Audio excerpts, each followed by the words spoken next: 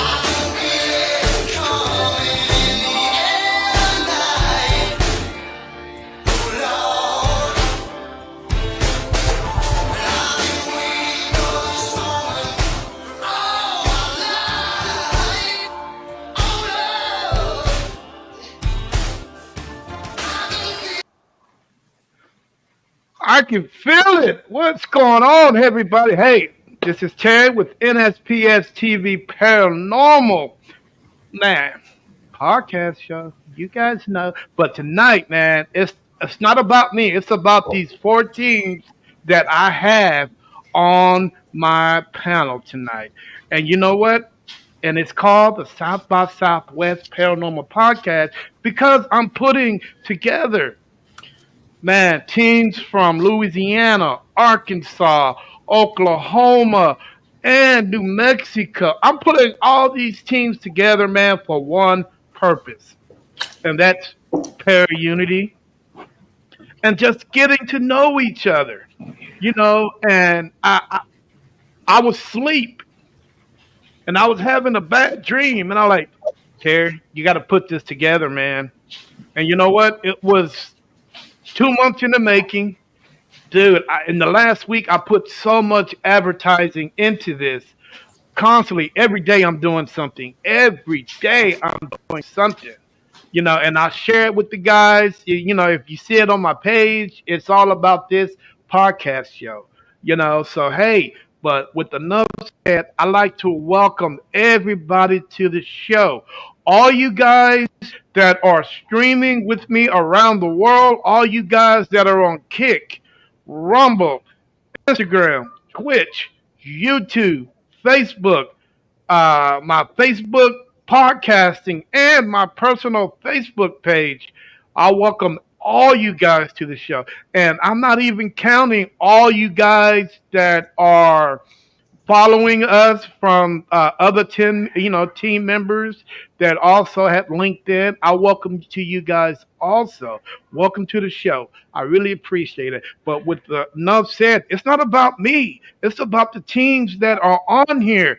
Hey guys, starting with Louisiana, and we're gonna wake our way up, then we're gonna wake our way over west, then we're gonna make ourselves down. Introduce yourselves. Hey, can you hear us, Jerry and Tracy? They can't hear us, Terry. They cannot hear us. It looked like they're froze. There you go. Y'all hear? Oh, we see your ceiling. Oh, I'm gonna have to turn like this. Whoa! There you are. Can you hear us? Jerry, can you hear us? Oh my goodness. Uh-oh. Uh There oh. we go. I can hear Tracy. Well, I hello, can't hear. everybody. Terry, guess who's in the comments right now? Uh oh. Let me guess. Let me. Uh oh. It's Aline. I see her. Hello, my Yeah, friend. Yes, yeah, Charlotte. yeah, we were How just we? talking about her. Yes, we There she were. is. Yeah. Wow. Well, my I'm name is telling you. Bernadine, and I'm the founder of Louisiana State Paranormal Research Society. And I have my team here. We have Sue, she's above Hi. me. We have Tracy and Hi, Jerry everybody. to my left. They can't hear us. We're having some technical difficulties on their end. But we're from Louisiana on the, I don't know if you guys know where Lafayette is, Yeah. Lafayette, Louisiana. We're around that area. And we've done a lot of investigations in New Orleans and been filmed for documentaries and all. She's texting. Mm, Sorry. Yeah, they're having a little technical difficulty. that's Hopefully okay. we can get that figured out. It's okay. That's cool. Well, you know what, But B? Welcome to the show. I really appreciate you. thank you for having us. And I ain't forgot you still owe me dinner. Oh yeah. Yes, I do. Oh, we Have her just take you lost. to Shucks. Oh yeah. I live like 2 blocks from Shucks. It's amazing. Yeah. Chucks. Shucks, like you It's shuck corn. Yep. Oh, they got good it's a catfish there? it's a restaurant. Yes, they do. Okay, cool. Now, we're going to take a little trip up north and we're going to visit Arkansas. What's up, Arkansas? What's up, guys? We're Will and Christina from Fort Smith, Arkansas, with Old Fort Paranormal Research, and glad to be Hello. here. Nice to meet you. Nice Yeah. to meet y'all. All right, then we're going to keep going going west. What's up, man? Introduce yourselves, brothers. Well, I'm Paul. I'm Daniel. We are After Walker Paranormal out of the amazing city of Shakota, Oklahoma.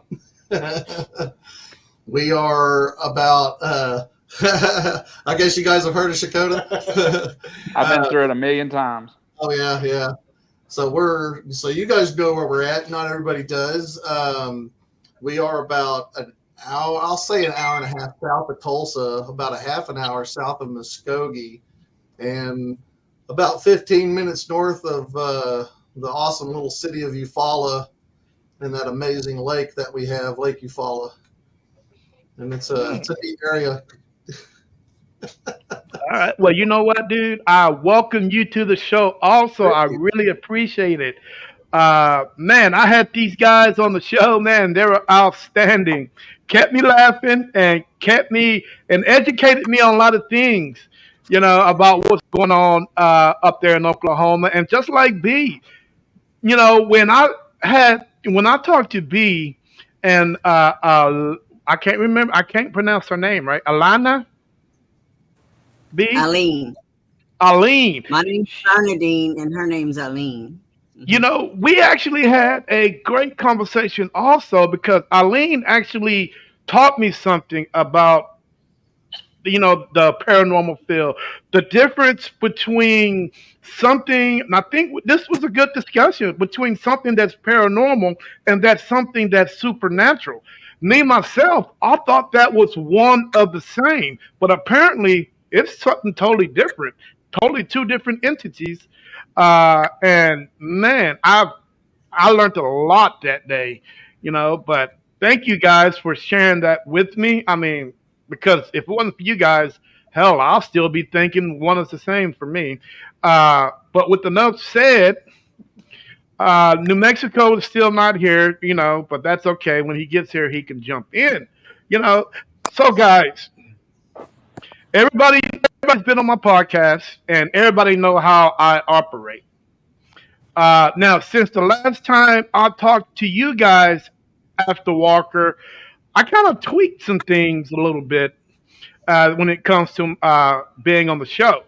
I'm not going to ask you guys anything about what's going on with your equipment because you guys have heard that a million times. Now, what I am going to ask you is things that are scientifically questions, questions that's going to make you guys think, and questions that's going to make you say, like on the Arsenio Hall show. So, all right, are you guys ready for this? Let's get it on. Now, the first, and how we're going to do this, guys, is uh, I am going to direct a question to the entire platform, and I want you guys to ask the question individually. But but let's be respectful until each person says what they have to say, and so on and so on.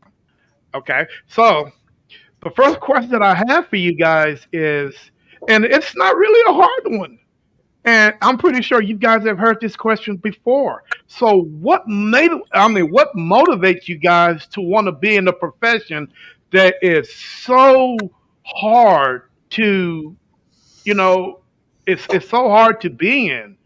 There are a lot of people out there that wants to, you know, just think that it's a field that nobody should be into. It's a field that no one should have a voice in.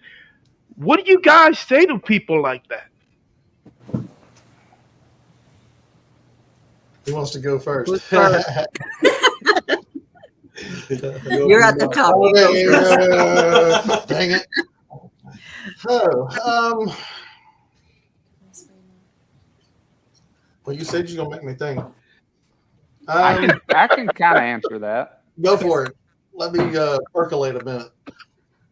Well, I mean, I got into it, if that's kind of what you're asking, because of stuff that I was experiencing in my own home and other places that I couldn't explain. And, what I was seeing with my own eyes and hearing with my own ears and the experiences I was having, I mean, it really piqued my interest. And that caused me to dive in deeper and want to try to experience it in other places and try to, prove that there is something out there more than what mainstream lets on to be. I mean, if that kind of answers your question. Does anybody want to add on to that? I can. Okay, shoot. Well, I have the same as the gentleman before me. I forgot your name. I'm sorry. I'm not good with names.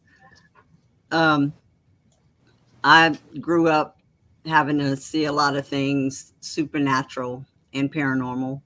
So it led me to start investigating and questioning things. Same. But I put a team together because I seen that there was so many people out there that tried to find help and couldn't.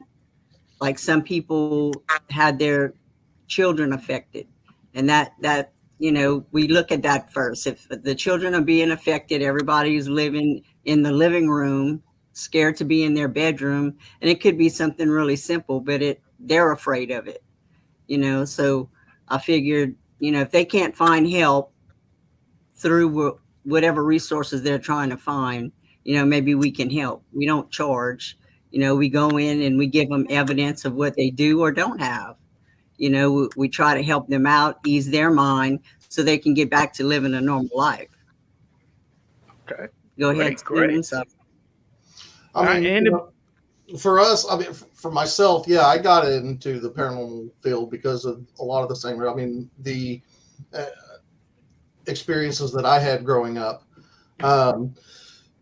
But how I actually got into it is I just felt this need, this drive to further understand. And because I think I talked to you last time about, I used to be more into UFOs, but I've always been interested in the paranormal just because I have had many experiences growing up and even into my adulthood, and especially now, but I guess to answer that second part of the question is when I don't really know if I've ever had anybody actually say, "Oh, you shouldn't be doing that," but I know of a lot of people who probably would say that.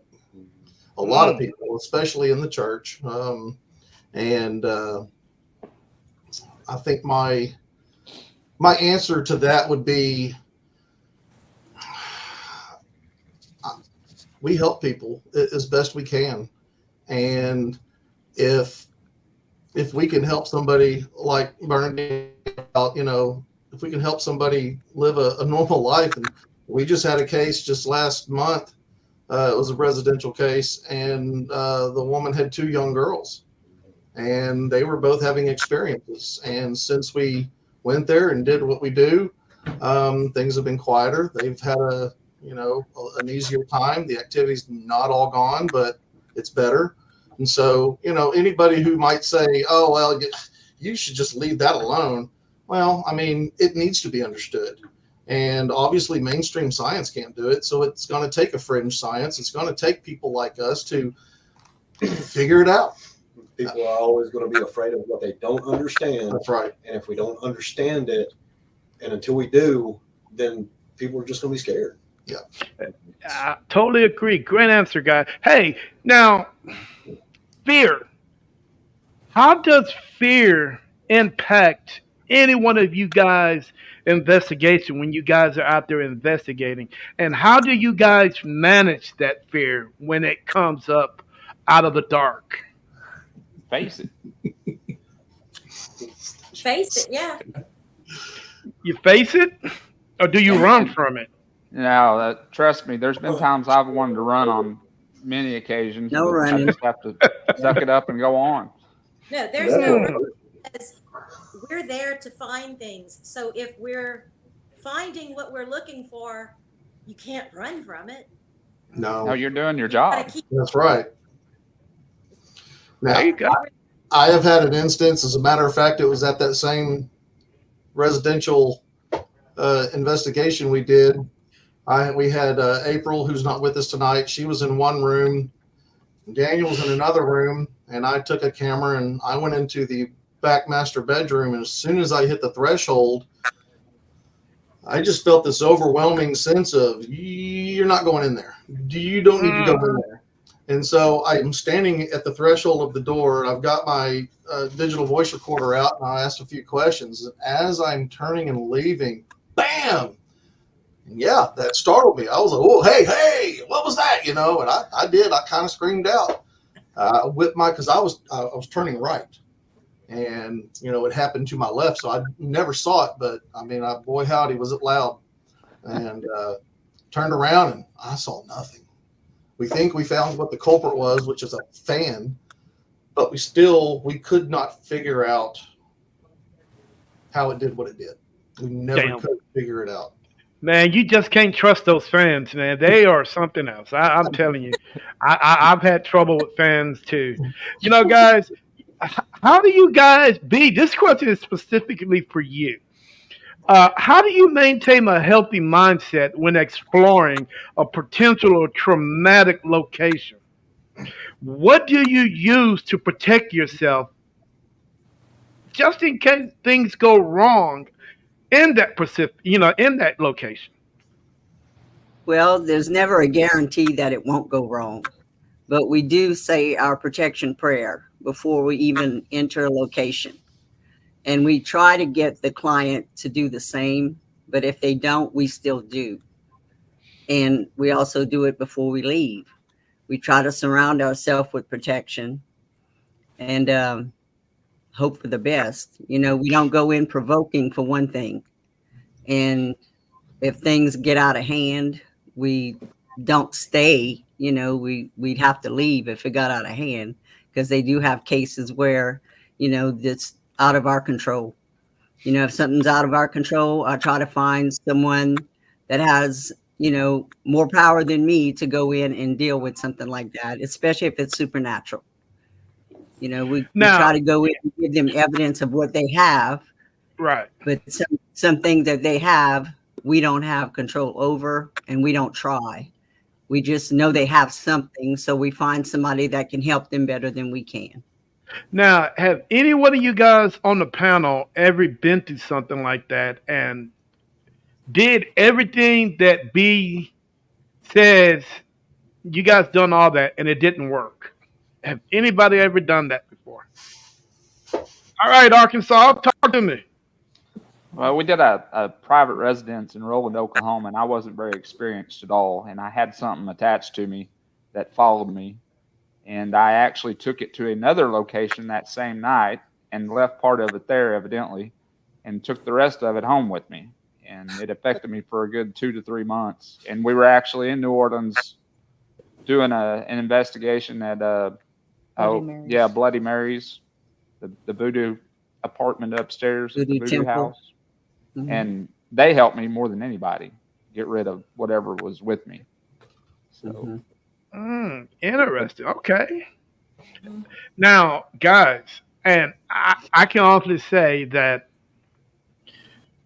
prayers, certain things you wear on your neck, man, they really help out. I mean, and I can only tell you, I was up in Mineral Wells one day, and we just went to Fort Walters. I don't know if you guys ever been to Fort Walters before, but I felt like I got hit with a brick upside my head, and I just felt like I didn't want to be bothered with nobody, and it lasted half the day. And a 2 minute prayer took all that away from me. I was active again. I was talking, but I thought about that brick that hit me, and just thinking about it. What happened if I didn't do that 2 minute prayer? On what situation I would be in right now? Because trust me, I've never experienced anything like that before, and it was one of those things that I don't want to experience again. But it's prayer is a very powerful thing. Guys, skepticism. Do you guys is skepticism a big role in your investigations? Yes. How do you guys handle that? debunk. Yeah. Debunk. Because yes, I believe, but I'm not just gonna believe because somebody said. I'm gonna try and my best to debunk it, up, down, left, right, all around before I say yes, okay. We've debunked a claim in Lafayette. Remember the electricity?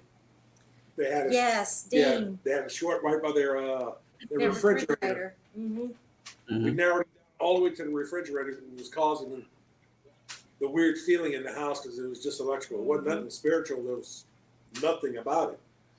You saved them a lot of money on wasn't it troubleshooting. high EMF? Yeah. Didn't they have high EMF? Yes. Off the chart. And But it was all because of the refrigerator. Somebody's sound is What is that? I don't know. okay. I was Yeah, told that. Dean, you remember Huh? What's that? the man that got mad at us? Oh yeah, he got mad because Kept telling them. high EMF will, cause you to have hallucinations, nausea, paranoia, things like that. And they actually believe because it's real to them. But when you go in and you find the high EMF, faulty wire, whatever causes it, and you give it to the client, they could have something paranormal. But if we don't find the paranormal in there while we're in there, we can't give it to them as evidence. So we couldn't find any evidence, and he actually got angry with us because we didn't find anything, but we found the faulty wire. Mhm. Well, Faulty probably a little bit of pharmaceuticals that were helping that guy. There you go. I wasn't going to say that. We had a situation where we thought that we caught a creepy looking apparition, possibly sitting on a dresser of some sort. Anyway, it kind of looked like it was sitting there looking at us in a strange position, and it looked very humanoid figure. But going through our footage and going through and doing our rewatch and looking at what all we had, I realized that what we saw so where we caught this was we take Daniel takes UV pictures through UV light. And so anyway, it's dark in the room except for the UV light, catch this shape. So as I'm going through the rest of the footage, I then see this rather large painting that was sitting on that dresser that had a lighter, I don't know how to describe it. Anyway, the lighter shapes in the painting were in kind of that shape that we were seeing. And I was like, okay, well, there it is. Because we were dumbfounded for a minute. I'm like, because those were the pictures. Yeah. We were seeing the pictures like almost right away.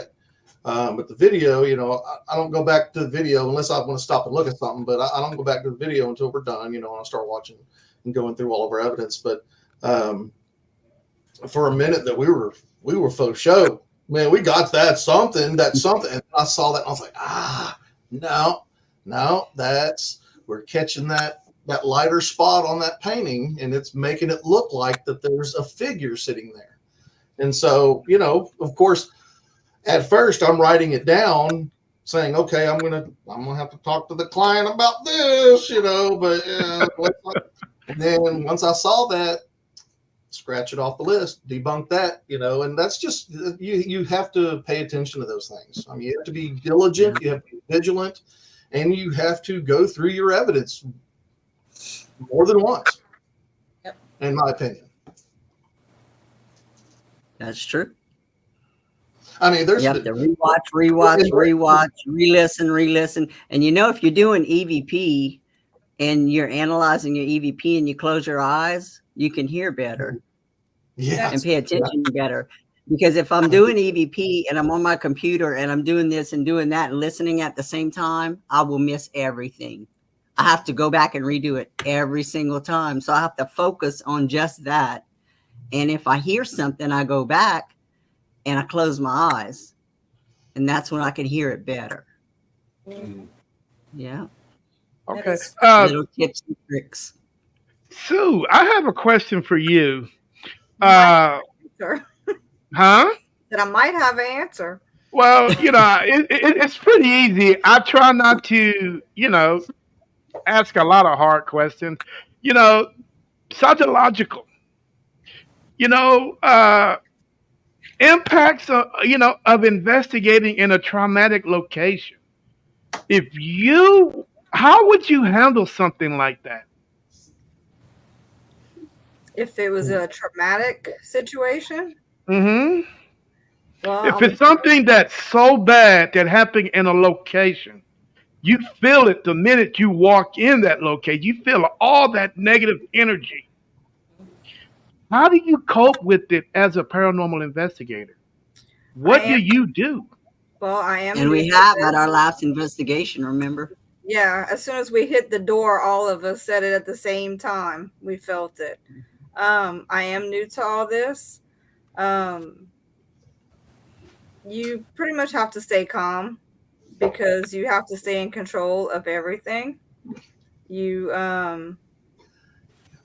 I would guess like I said, I am new to it. We walked in because we did feel something negative when we first walked into this one house.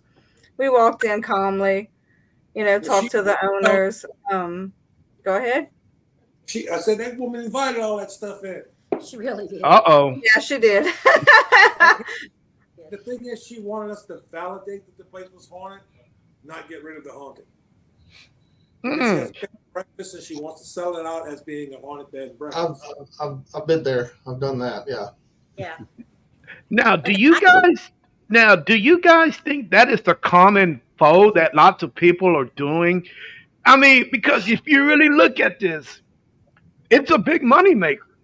Because if you have a location that people are inviting things in, and for an example, you got a bed and breakfast, and all of a sudden you make it a haunted bed and breakfast, or you got a house that you make it a haunted house, and it's a bed and breakfast now, and you're charging a lot of money to get people to come in, people like myself and people like you guys that are come in that pay a lot of money to investigate it.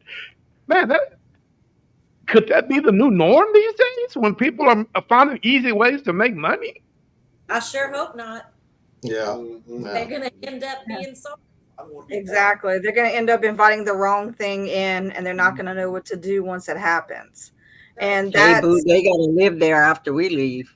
right. And, honestly, when you think about it, it's like they think it's all fun and games. And we kind of experienced that in New Orleans when we went a couple weeks ago.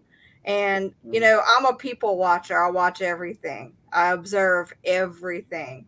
And, it amazes me how people just think it's fun and games.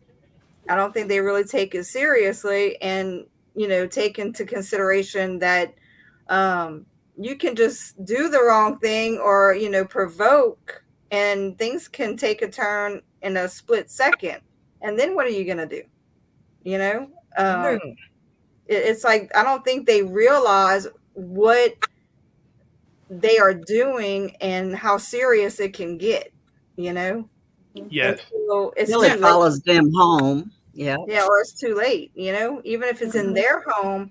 And like y'all said, Jerry, it's once they invite something negative in and it starts reacting and they start freaking out because, hey, what are we going to do now? Right. Starts, actually physically touching them and hurting them, I can go back to the question you asked Sue because it just happened to me this past week.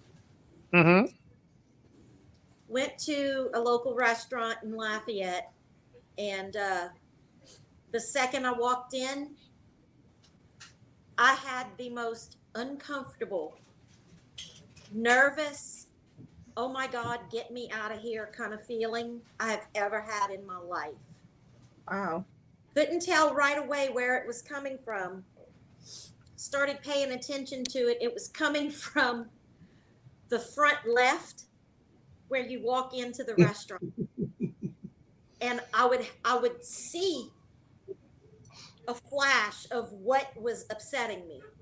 But before I could vocalize it, it was gone and I couldn't pull it back. And then it would happen again. And finally, that night, I dreamed about what it was. I dreamed what I kept seeing in that restaurant. It was residual energy, but it was a girl being chased by a guy. She fell. He jumped on top of her and beat the living daylights out of her. And it kept playing over and over and over. And I'm getting goosebumps on my face just talking about it. But it kept happening over and over. And it took me to go to sleep that night and dream about it. Well, Tracy and I went back to the restaurant today. I was with my daughter last week when it happened. This is the first time Tracy ever walked in that place. I didn't tell him. I did not tell him. But all spirits pick on Tracy, just for a FYI. Yeah. They do. They over him. Yeah, somebody had wrote in the chat. It's all fun and games until you get your leg pulled in the middle. Yeah, of I the saw that. Exactly. Yeah. I've gotten punched in the chest. And Walking into a room, getting punched in the chest and pushed out. They touch me all the time. It's just one of them things, I guess. I don't know. Back to the question though, the way I handled it was I tried to figure out why I felt uncomfortable. What was it that had happened in that traumatic incident that residual energy was still there? Okay.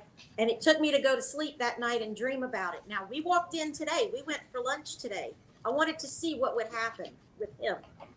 And sure enough, when we walked in and we were standing in the front of the restaurant waiting to be seated, he starts doing and looking in that same corner. And I hadn't told him anything. Something is there. Wow, interesting. Hey guys, let's talk about diversity for a minute because I've had all female teams on the show, and I have diverse teams on the show. Which which one of the teams would you say will get more reaction? A diverse female team, I mean, a team that's diverse, or with men and women, or a team that just have women, or a team that just have men? Can I answer that one? Sure. I think I don't think it matters whether it's all men, all women, both. Exactly. I think it matters if there's no freaking drama. I love it. Love it. Good answer. No drama. It's also Drama. on the individual spirits that happen to be present. Who are they drawn to? Yep. Mhm. Who are they going Now, to? interesting, guys, because this questions opens up a debate between different types of paranormal teams that are out in the world. Now, for an example, if you guys are in a location where, uh, let's say you're in a nursing home, and nursing homes, you got older elders that are set in their ways. So you might not have that okay feeling when you go into a certain room, especially if you're a female, because certain males in those days did not allow or did not want females in their rooms or in their houses. So you might feel some type of way. Right. Now, uh, and for an example is, okay, let's say if the roles were reversed. You got a elderly woman that was in that room, and they might not like women going into that room, but they like all men going in there. So therefore, if you're a paranormal investigator and you got an all male team, you might be a little bit more accepting. You know what I'm saying? So, me personally, I do think the diversity of a paranormal team plays a role in communication with certain spirits in certain locations. What you Yeah, guys think? it's like I said, it's going to depend on who the individual spirits are drawn to, who they're going to react to. Mhm. So it doesn't really matter if it's all male or all female. It just depends. I've always had both on my team, so we usually have mixed reactions from the spirits. Mm, okay. Well, they- Now, okay, cool, cool. Guys, my biggest thing is because I got a lot of people that come on the show and I got a lot of different answers, and I got man, this is a big debate. Uh, do you guys think that natural weather phenomenon plays a role in paranormal investigating? Preferably more outside than inside. As I'm saying is, you can go if there's an electrical storm that's outside, you're in a cemetery. It's going to give everybody the energy that they need to do whatever they need to do. Compared to when you're in a house, what do you guys think about that?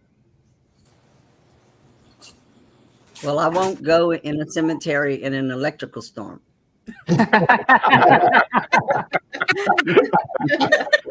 Well, you know what? I'm the guilty one because I've done it. That's just the And rule. We got one about 5 miles just south of here. Come to that one. the grotto. mm, The Grotto and Henry. Yeah. That was hard. you know, And it's really weird how people say that natural occurrences doesn't affect paranormal investigations, but I think the weather plays some time of a part. Would you guys agree? I mean, because if it's 10 inches of snow, though, guys, is it chance you're going to be more active than 10 inches of rain? I think Well, we the don't watch- energy of the weather absolutely has to do with a lot of it. I mean, Mm. it, it, Water is energy. Yeah. right. And then lightning. Spirits need energy to manifest. I mean, I live within feet of an old Indian Territory cemetery. Wow. We have activity almost daily, whether it's just little bits or a lot of bits. I mean, we've had microwaves turned on in the middle of the afternoon and nobody's touching it. But so once you start realizing that there is a pattern to it, and guys, we're all from the South. Half of the people that are on this panel right now can smell when the rain is coming. Oh yeah. So, I mean,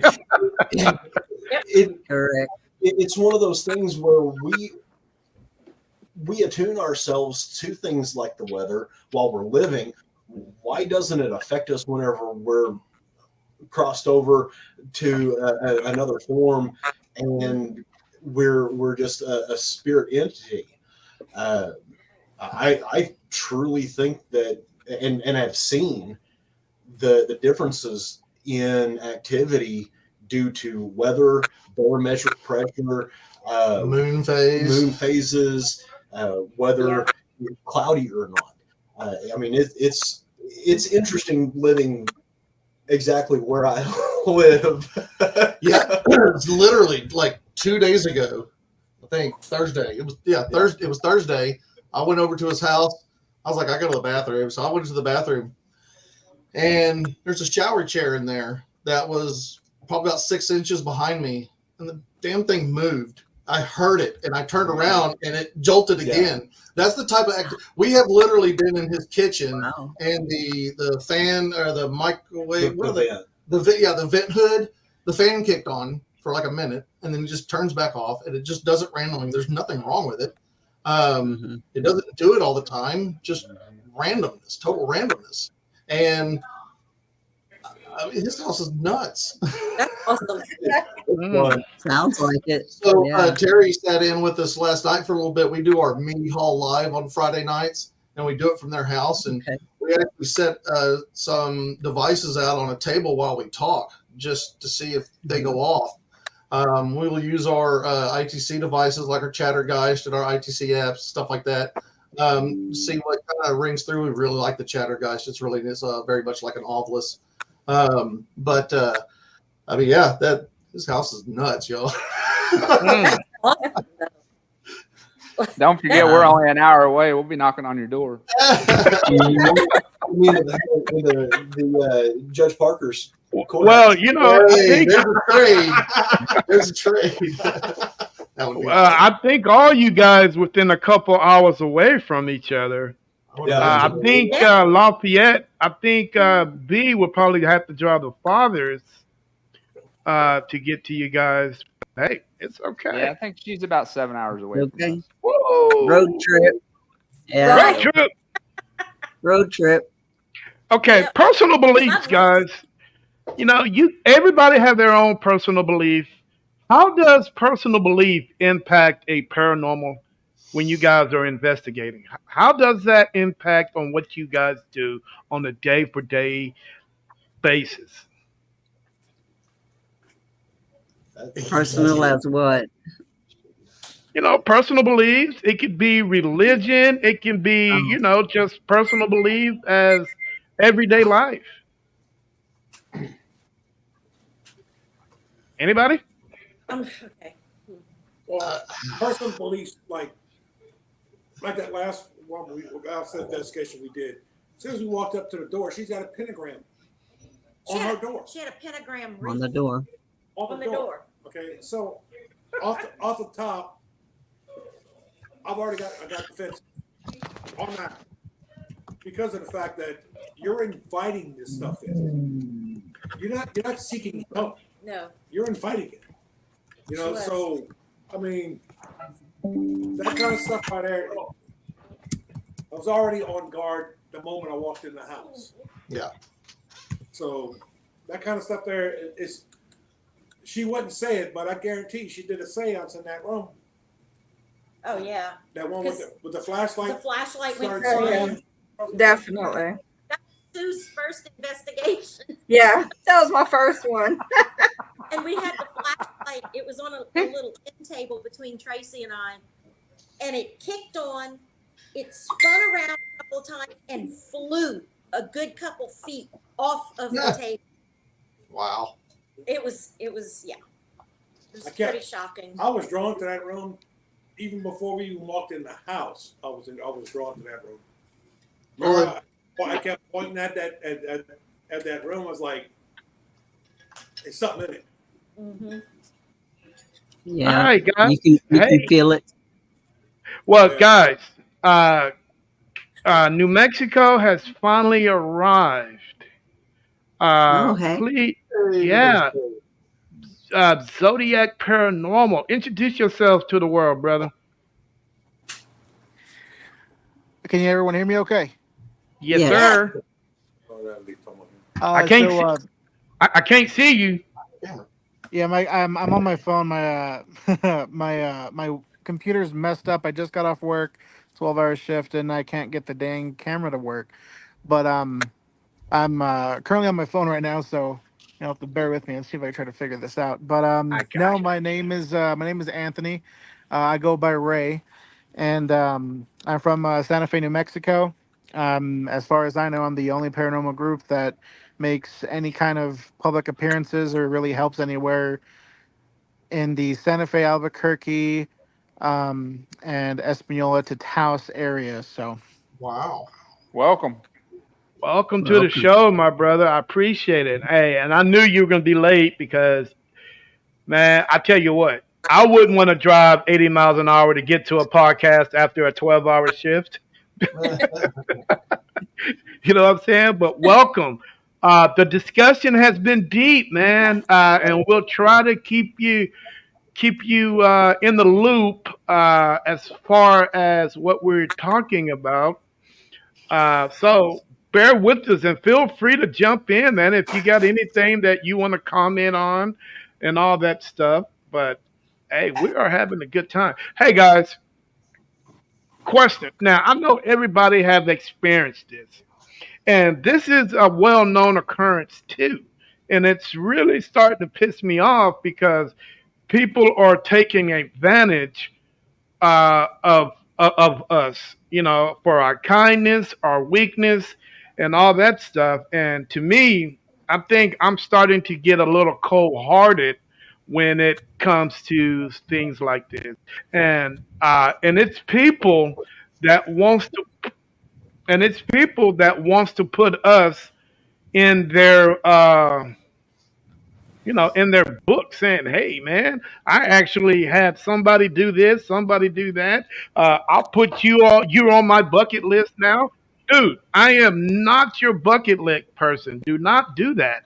How do you guys feel about people that come tell you all these crazy stories about what's going on, and then 30 minutes later you find out there's nothing's going on?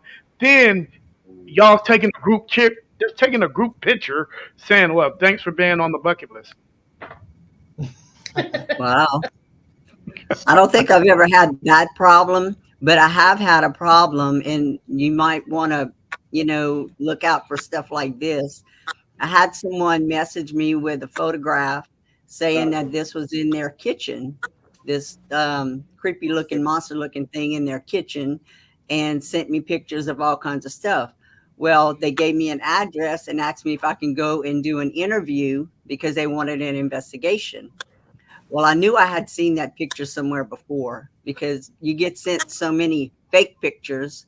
And when I looked up the address, it was a place that was empty that was for sale in another Mm-mm. town. Yeah, Wow. that's why I carry a gun. Yeah. So they wanted us to go over there, Love and it. a lot of investigators, and I've known people go to New Orleans and all of their equipment gets stolen out of their vehicle because they have to park on the street for an investigation. When you're in the French Quarter, you have to park on the street most of the time. So yeah, you have to be wary of that kind of stuff. Yeah, New Right. Orleans. I got my taste of that. That ain't no place to play around. That's kind of rough. No. Oh, it Hmm. is. Mm. But guys, we can all agree that each one of us want to get into Charity Hospital. In New Yes. Orleans. There's no way that neither one of us can say that we would not investigate that location because I know that's a hot spot for paranormal activity at the foremost. Now, I'm not saying it's the most haunted location in Louisiana because I really don't know what that is, but that Charity Hospital, it's Mhm. got to be a hotbed for something. And Yeah. I would love to get in there before they knock it down. Yeah. It's That's true. abandoned, old and abandoned. Hmm. Is that the one that got hit by Katrina? Mm-hmm. Yep. Okay, Yeah. I was trying to place it. Hmm. Yeah. It sure Yep. is. That's the one they And see Christmas tree light every year, way at the top on the top floor.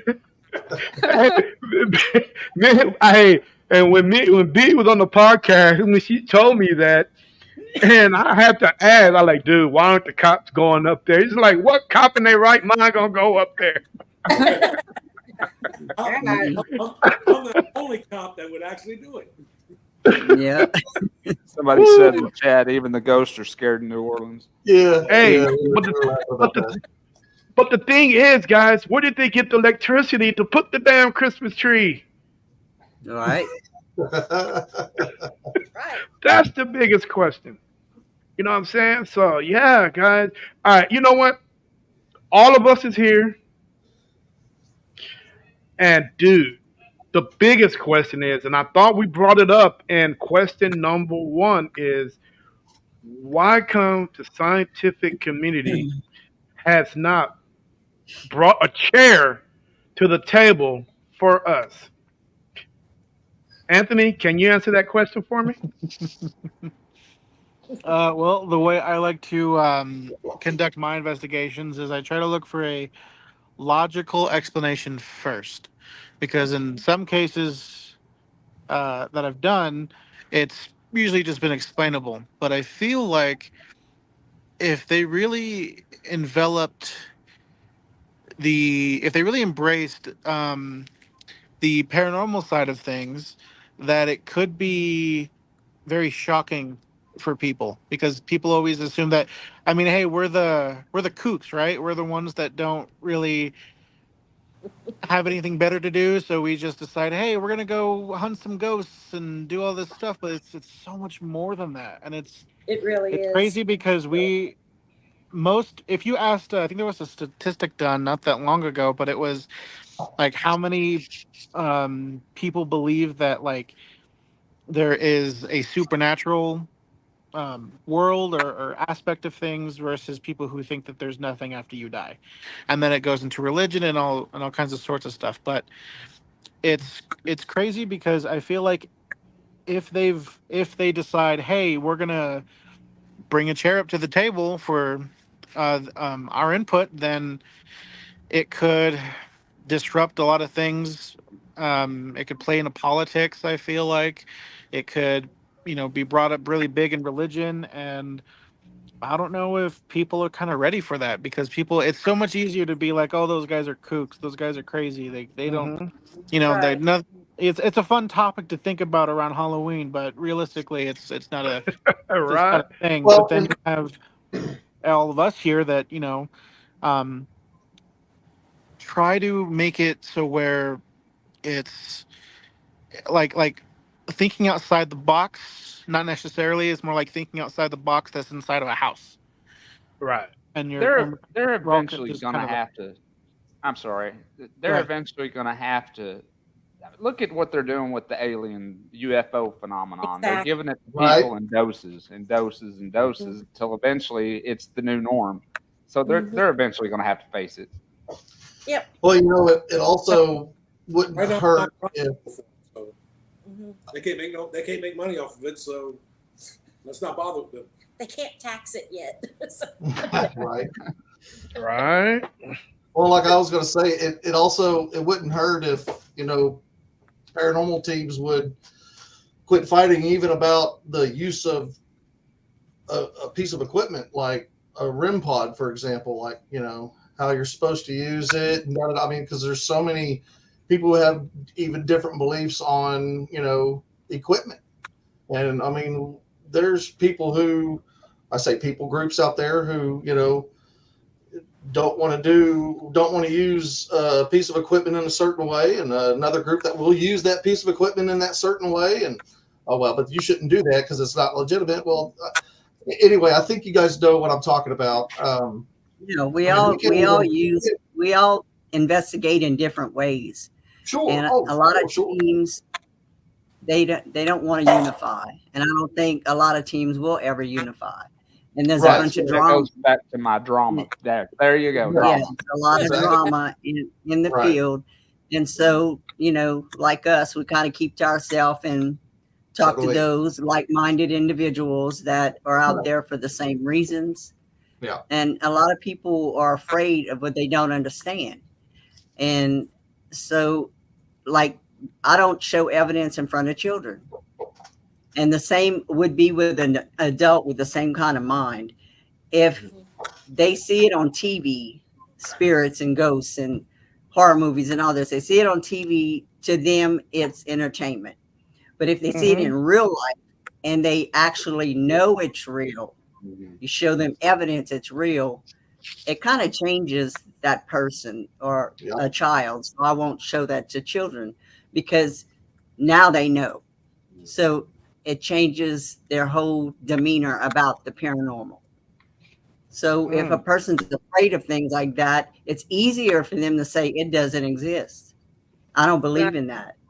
Well, just because Right. you don't believe in it doesn't mean it doesn't exist. Right. You Right. know, I feel like there's That's also no baseline for when it comes to even like paranormal equipment to use, because a lot of people like certain things. They like it a certain way. They like to use a specific, like EMF reader, or there's so many REM pods that people make out there now that detect kind of like in different ways that they're I don't know if you guys have seen those. What do they call it? Like REM ropes? It's like a REM pod, but it's Mm-hmm. a rope. Like Oh, yeah, people like yeah, to yeah, use yeah. those, or they'll be like, or those it's like a 3D printed like little creepy house, but it's a REM pod at the base instead of like the normal puck that you can buy online. So like there's no, I feel like there's no baseline when it comes to like equipment that a lot of people use, because like me, I'm simplistic. I use cat balls. I have a REM pod, EMF. um I use my phone as a recorder. I have a camera with flash photography, so I can see if I can capture orbs, stuff like that. It's very simplistic. But then there's other groups out there who would investigate with like two items or like 20 different crazy items. It's kind of hard to, especially when you group up with someone who have their own way of doing things versus someone who's used to playing with like others and being like, hey, like let's use your technique, like the SS method. Oh, well, I don't really like to use the SS method because I like to have my senses open. Well, it might help and it might not, but Yeah. if you're willing to try it, then we can try it. Stuff like that. Oh, But I you know, do guys. agree with. No, Sorry, go go ahead. ahead. Finish, Anthony.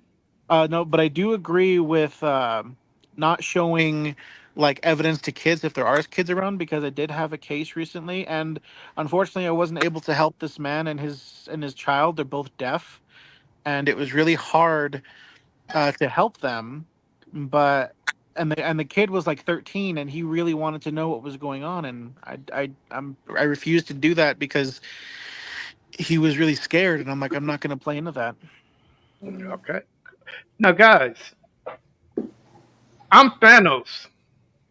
I got the damn things on my hand, and I'm a snap. every REM pod, everything that ever had anything it produced, I've snapped it away. Now, how would you guys be able to investigate with all the technology that are out there now if I just snap my fingers? How would you guys maintain that? Well, I mean, one of the biggest things that we do is sit, watch, listen. Use I your mean, body. come on, guys. Everybody knows that. People who watch the paranormal TV shows, they think it's all chaotic and you know EVPs everywhere you turn, and every Right. room you put in, your REM pod's got to go on. But that's not how it goes. That's not. I mean, Not at we all. show on our videos, the more exciting stuff, of course, but people don't see the time that we sitting, watching, listening, looking, in the dark. I mean, The boring stuff. the boring stuff. Yeah, mean, my favorite piece of it's equipment is yes, these. it's the boring stuff. That's some of my favorite stuff to do. I love it. I love just letting my energy release so I can feel the energy of the space that I'm in. I love it. That's Okay, like my favorite way of doing it. Yes. yeah. And we have had, so when we do that and then we go into a EVP session or a spirit box session or what have you, we seem to get more when we are able It's hard to to. get any kind of evidence with so much noise. Exactly. Yeah. Exactly. Well, you And the can equipment immediately is not feel when you great. walk into a place if there's something there, like if it's heavy or not. Because as people, we have that kind of intuition where it's like it's kind of like how I usually like to explain it to people is it's like when someone's giving off like bad vibes, like that there's like they seem fine, but there's something a little bit off, either with them or the conversation or something, or like tension when people are in an argument, but you walk in, they don't talk or anything. It's kind of like that, but you're sitting there, and it's quiet, or even if it is chaotic, you just feel like something's not quite right here. Right. Exactly. Low vibration energy. Yeah. Like, Hey with the guys, between all of us, there's many years of paranormal investigating on this panel tonight. Now, if you guys had to pick someone to be the grandfather of the grandmother of paranormal investigating, who would it be and why? Ed and Lorraine Warren. Yeah, Mm, They the are. Warrens. Yeah. Holzer. Hans I'm a Hans Holzer guy. There you I go. have several of his books. I think Hans Holzer was amazing at what he did. He is the true grandfather of paranormal investigation. I feel like I've learned a lot about the difference between what a spirit is, what a ghost is, because there are differences. And I believe that's my belief because I have read Hans Holzer books, and that's who I go to. okay. Anybody else? Anybody else? So the Warrens and Halser. Okay. If I had to choose anybody, and I can honestly say, he might not be one of those guys that investigated for a long time, but he did bring a lot to the table. And most of you guys were not even born when this guy came out. That includes you, Will. I'm an old man. You know, Bernadette. I hate to say it, Bernadine. but oh, damn, here we go again. Yeah. Hey, I got that song stuck in my head, man. Hmm. Whenever I see that, whenever I hear that, I just want to sing that song to you. And I don't know why, but Bernadette is one of those. But guys, the gentleman. Now I don't know if to me, I just think he was a true paranormal investigator. Now he might not have been an icon or he might not have been this, but the guy that played Kochek, man, the 1970s sitcom, this dude was so basic. All he had was one of those old 1970s voice recorder on his hip, had his jacket and his hat. He didn't have anything else when he was investigating. Oh wow! Don't know his What? name. Night Stalker. There you go, my friend. Not yep. Nice. If you guys ain't never seen a Night Stalker TV show, hey, if you got a Fire Stick or something, go back and watch that guy. Dan McGavin. There you go. And, he predated X Files. That's kind of where they got X Files kind of from. As a matter of fact, he was actually in an X Files episode. It was awesome. Yeah. I watched. Yeah, I've watched all of X Files. I don't know how many times through, but Yeah. Oh, yeah. so, yeah. Darren McGavin. If you guys, do any of you guys know who Darren McGavin is? No. He was also the father Anybody? of Story. The father of who? He are you talking about the guy from Night Stalker? Yeah. Yeah, well, he was also the father on Christmas Story. Uh, Was it really? Yeah, same guy. Oh yeah, that is him. Well, and the guy who directed A Christmas Story is Bob Clark, who did the first Black Christmas. Bob Clark was a horror guy, and he did Christmas Story. And here we are, 30 some odd years later, 40 years later, however long it's been, and A Christmas Story is a tradition in my house. I mean, what do they play it 24? Play it 24/7 on TV. Anyway, right. It's on all day long on Christmas Day. Oh my God. It'll drive me crazy. I'm more of a Christmas Vacation guy. oh, I love it. Yes. Mhm. Chevy Chase. Chevy Chase. Get the Tylenol. Yes, sir. Guys, all you guys have been on my show. I'm going to ask the question. B, please, starting with you. I just want to know if your answer has changed from over a couple of months since you've been on the show. But how do you feel about Hollywood now? Has the situation changed, or you still feel the same about it? I still feel the same about it. I think the paranormal reality shows are done to death. Oh God. Yeah. Yes. And they're awful. Yes. They are awful. Yeah. So can we all agree, guys, that everybody on the panel, all the shows, well, you know what? I can't say all the shows are awful, but most of the mainstream ones are no good. They just are no need to be good. truthful about it. Well, Exactly. in any new show that's been coming out, they're just ridiculous. I mean, they're horrible, and they're fake. They're so fake. Well, they have to be somewhat, because I was approached about a show years ago, and I turned it down because they asked me, well, first of all, they said the whole team has to be on call for 4 months whenever they called. So I'm like, well, my team works. We can't just up and uproot our lives, and just go to Baton Rouge like anytime you call. And then another thing, the guy was like, well, what's one thing you won't do? I said, I won't fake evidence. I won't. Like, well, how would we get ratings if you don't have, activity on your investigations? I said, well, that's not my problem.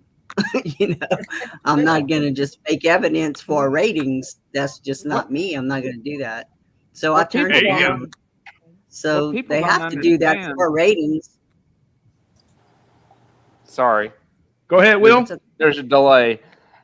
What people don't understand is that we've been to more places that were not haunted, or I'm not going to say not haunted, but we didn't get any activity at all than we have been that we had. That is true.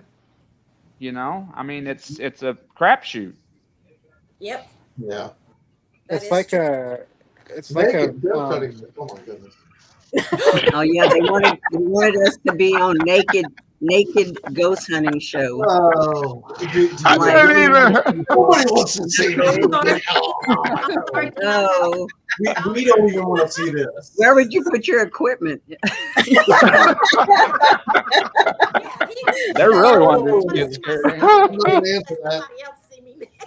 I Hey, feel that a lot of us, if not all of us, have been to locations and stuff where you don't get anything, and like the reports that you heard, the testimonies, the stories, everything, it just made it seem like, wow, this is a crazy location. Wow, this place is must be pretty bad. Let me go check it out. And then we go there, and we barely catch anything. If we're there for hours and hours and we don't, you don't catch anything. But then there's other locations that are like, "Ah, I don't really know. I mean, there could be something here, and you just go to check it out, and turns out it was like crazy. Like you experienced like the craziest stuff. But then when it comes to like um, like the shows that they produce now, or when it even like YouTubers that try to do it for like clout or try to get views and stuff like that. Like I feel like it's kind of like a mixed bowl because you have the ones that are really about doing it and really want to get good evidence and show people like, hey, we're not. This is real. This is a real thing, you know. But then you have the ones that are like, yeah, but let's do something like this because then it'll be crazy and then people will come back to watch. And it's like, but is that the whole point? But It's you know what? No matter what, if you put your evidence on Facebook today, if you have a photograph of a ghost that you captured and you know it's real, and you put that on Facebook, you're going to have 100 people that are going to tell you it's fake. Yep, yeah. that's yep, right. Yep, every time.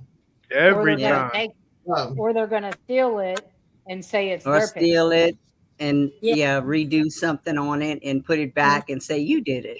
So you So, can't win that battle. You can't. so Yeah. the biggest question, guys, is how do we get around that?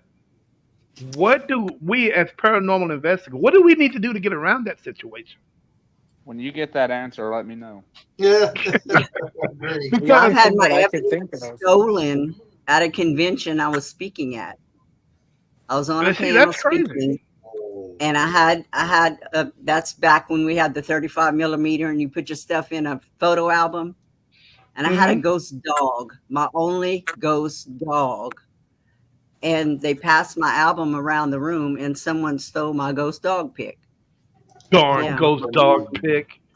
I was upset. I know Oh, I they'll bet. steal from you, so you can't trust anybody. You know. It When was a you I ghost.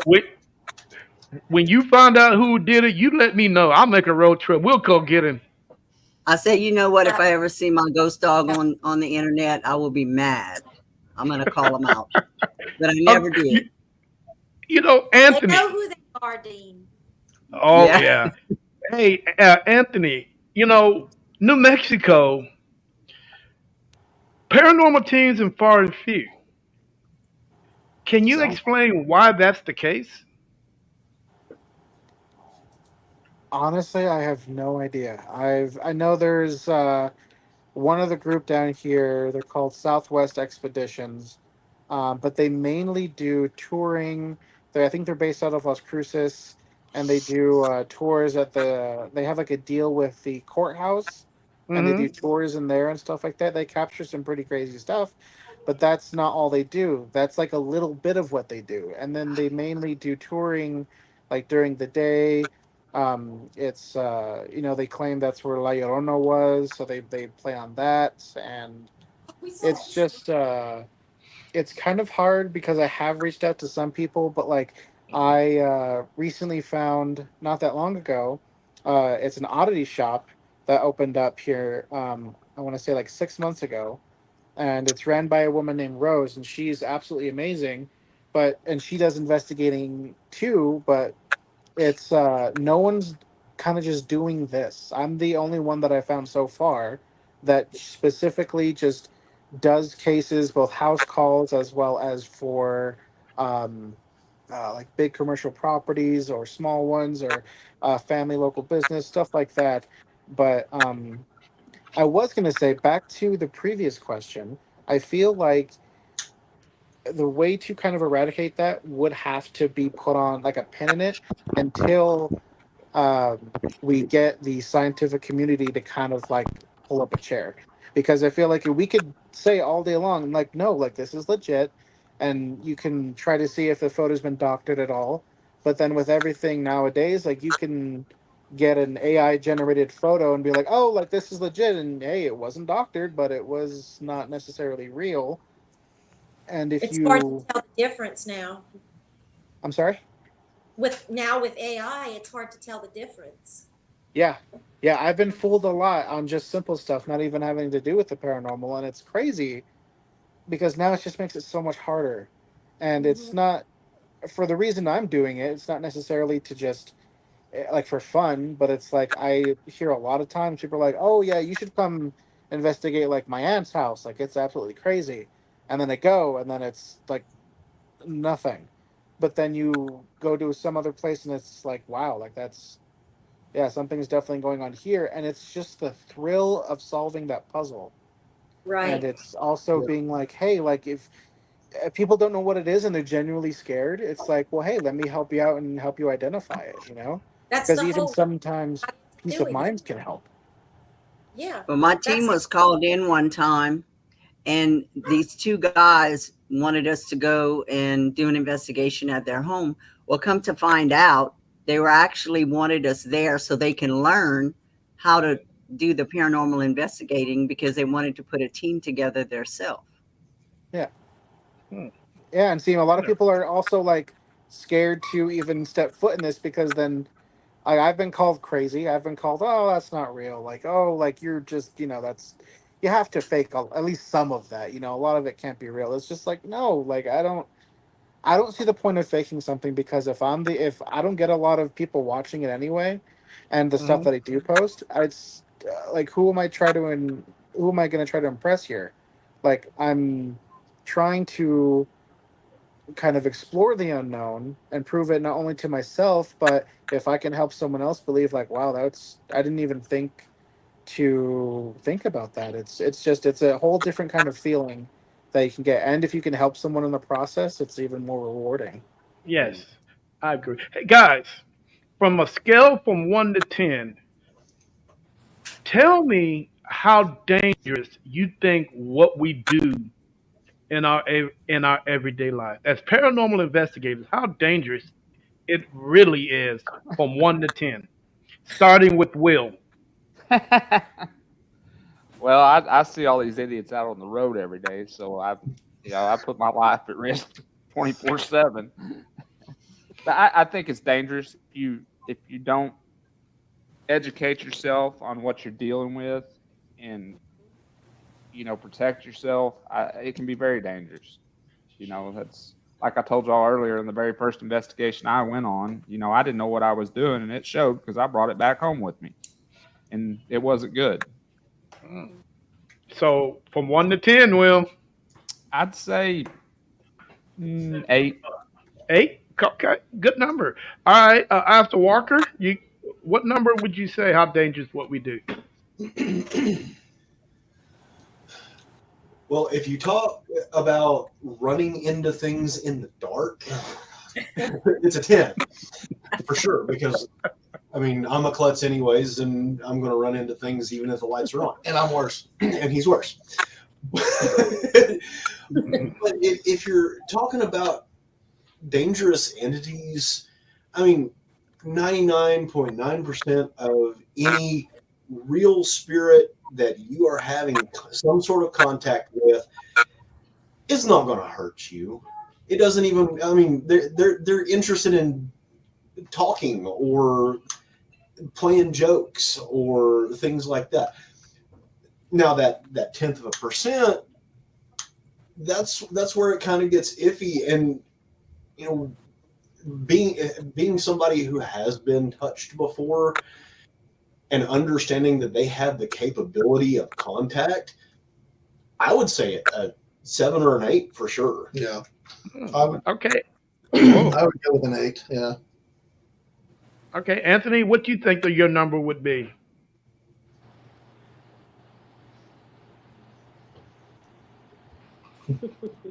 I feel like it could. It depends. It honestly depends.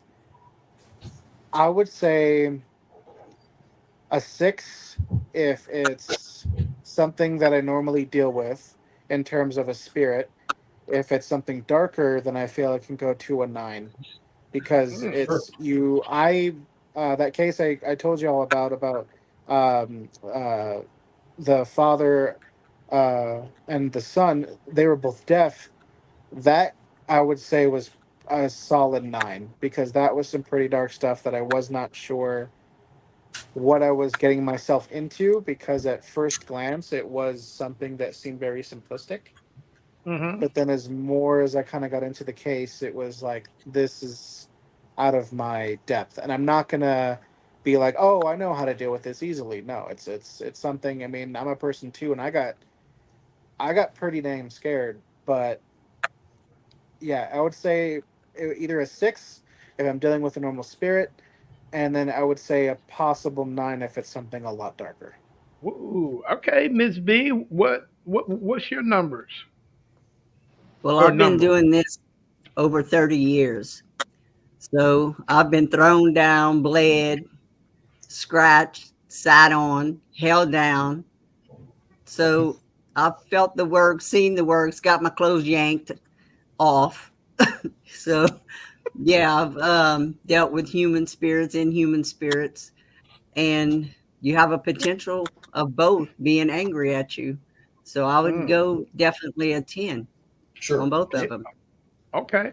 Now, if you guys, and now for all the kids that are listening that are watching this show, what would you guys tell these kids that want to be future paranormal investigators? Uh, what is the one word you would say first to them? Educate. Do Okay. your homework. Do your Protect. homework. Educate. Protect. Learn. It's not a game. Educate, protect. It's not a game. Not a Okay. game. Caution, Huh? caution for sure. Hmm. Mm-hmm. Caution. You got to be Well, cautious about what you're doing. Cautious. you Mm, have to treat Yeah. the effect as if they have a body like we do, because they Respect. Yeah. Treat them with respect. right. You have to go in with respect.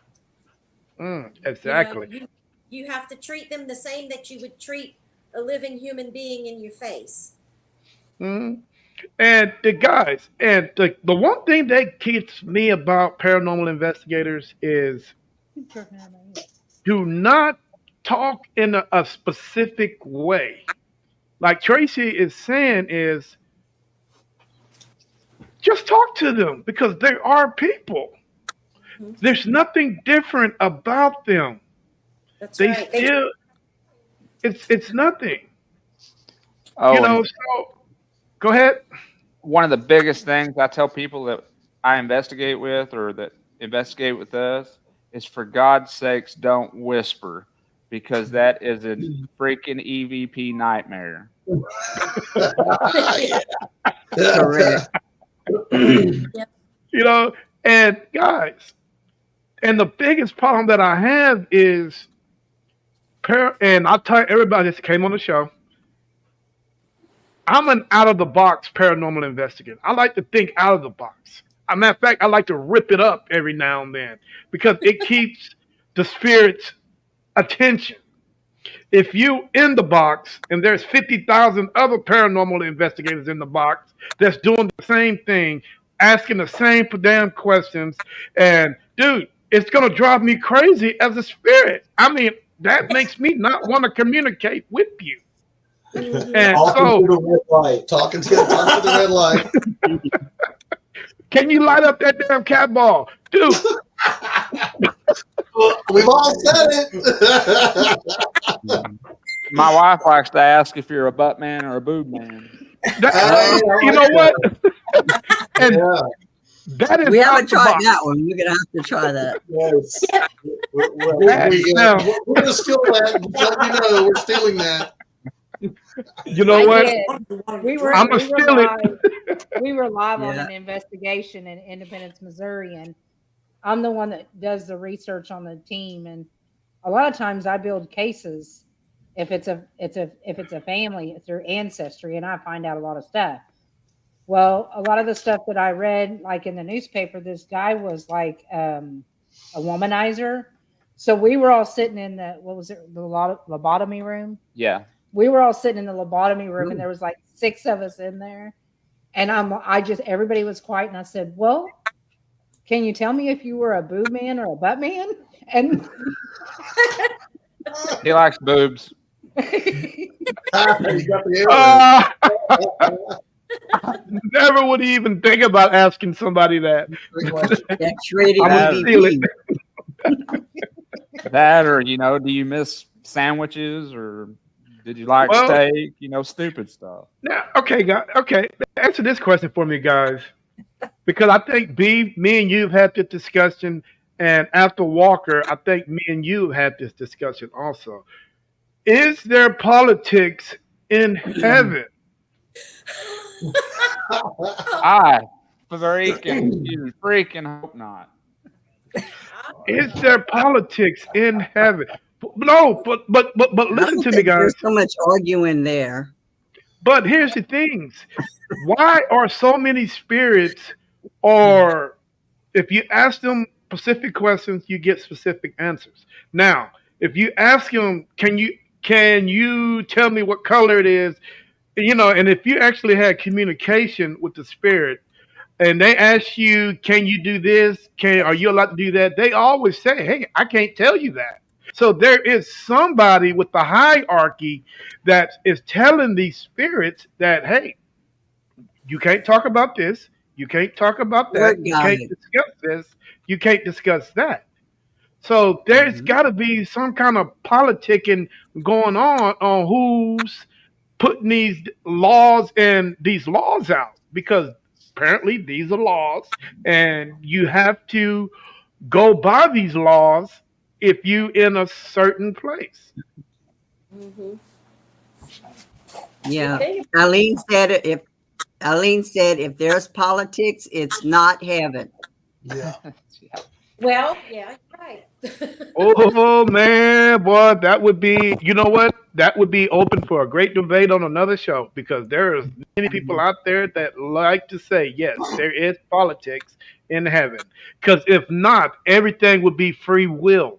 You will be able to say what you want, when you want, how you want. And if you're asking specific questions, then you should be able to get specific answers. But in certain instances, that's not the case. They want to keep it to your, I can't say imagination, because sometimes our imaginations run wild, but I'm they want to pretty sure keep they it have where boundaries. boundary. Well, ain't boundaries sort of like laws? I don't know. I guess if we were supposed to know everything, we would know everything. Ain't they? Okay. This is perfect. There's a hierarchy that apply to every plane of existence. Yeah. So and to a certain instance, I'm right, because there are politics. Okay, if there's a hierarchy, the hierarchy has to get the laws from someone. Somebody had to put this together, Mm-hmm. and that's one of we'll those. know when we get there. That's one of those Arsenio Hall questions. Those of you Yeah, guys that have ever seen Arsenio Hall. I'm old too. I've seen them. Yeah. Yeah. Okay. And that finger of his, boy, that long. Yeah. Right.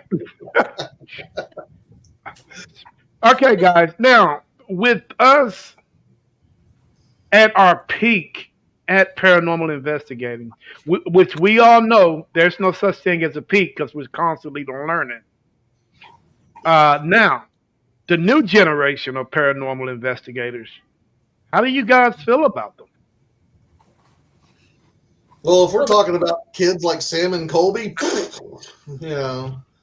I mean, Sam and Kobe, the YouTubers that are out investigating, the TikTok investigators, and so many others.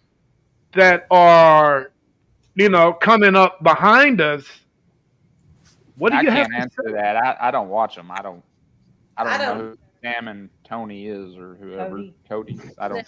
I've never watched them. I just see their Uh, name. I've seen quite a bit. I've got and I've heard some a things. preteen that is very interested. Now, I think more because she thinks they're cute, but other than Is it that, the ones that ride in? Is it the ones that ride okay, in the RV?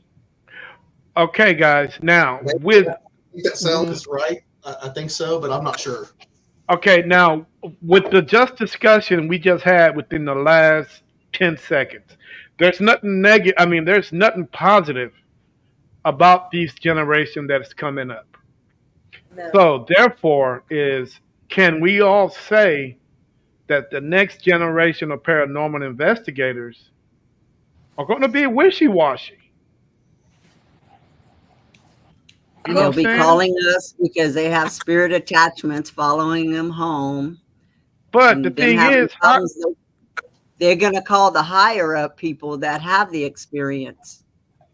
but if we're You no have longer here, who they going to call?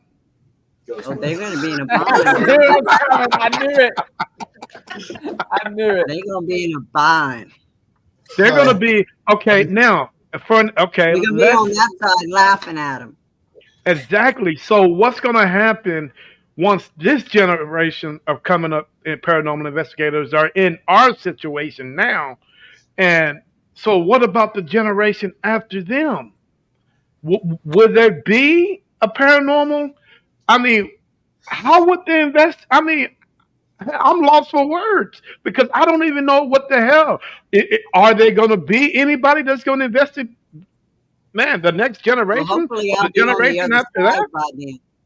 But Be I have you gonna live kids that forever? want to be. They have kids that want to be on my team, and I call them kids because I'm almost 62. But No, you're not.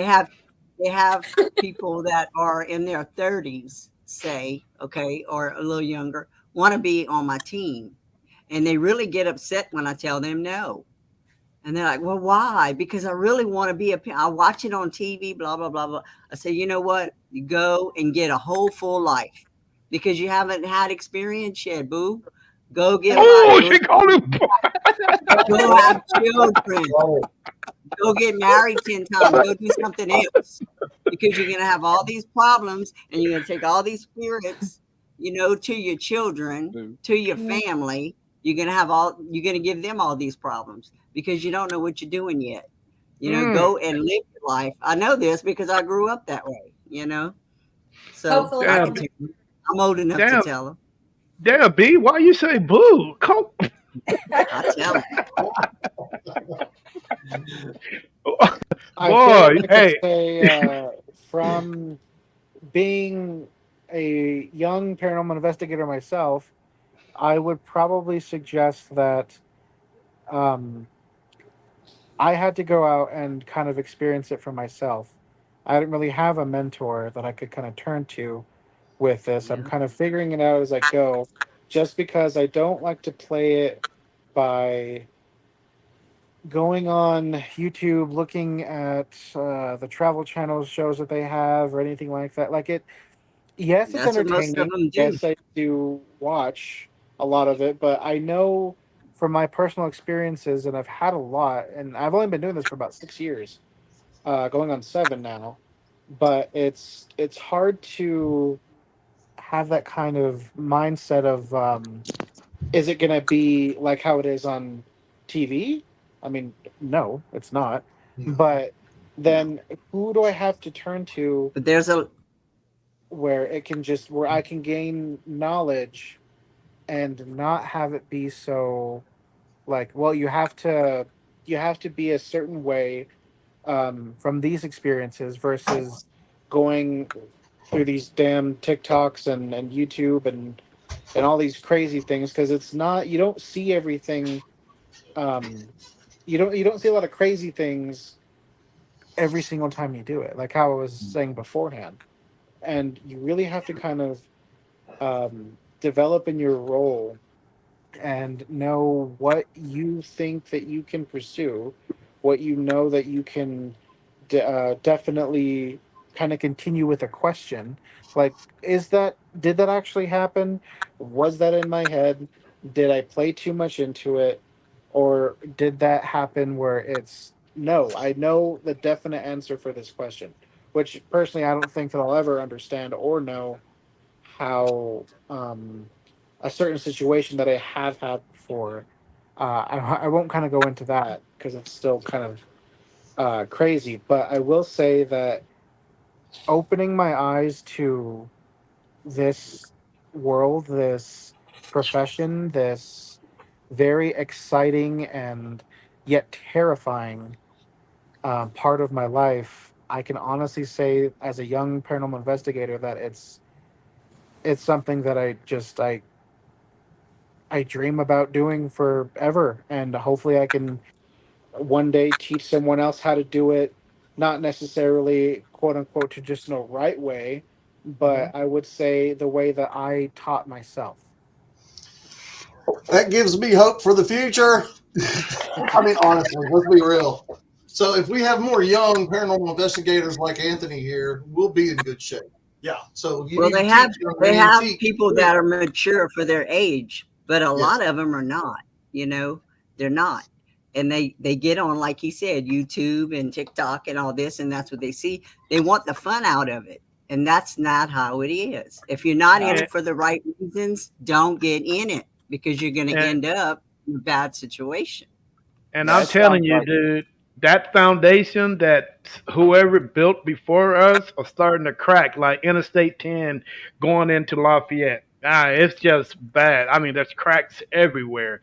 How do we fix that? I And you don't wonder know. what's wrong with us. Yeah, I we're all don't know cracked how up. we fix that, But the great thing about the next two generations is the equipment is going to be unbelievable. The What Oh, equipment yeah. does they the job for them. Yeah, I would hope so. Yeah. It's gonna be, and to me, and I don't know how you guys feel about this.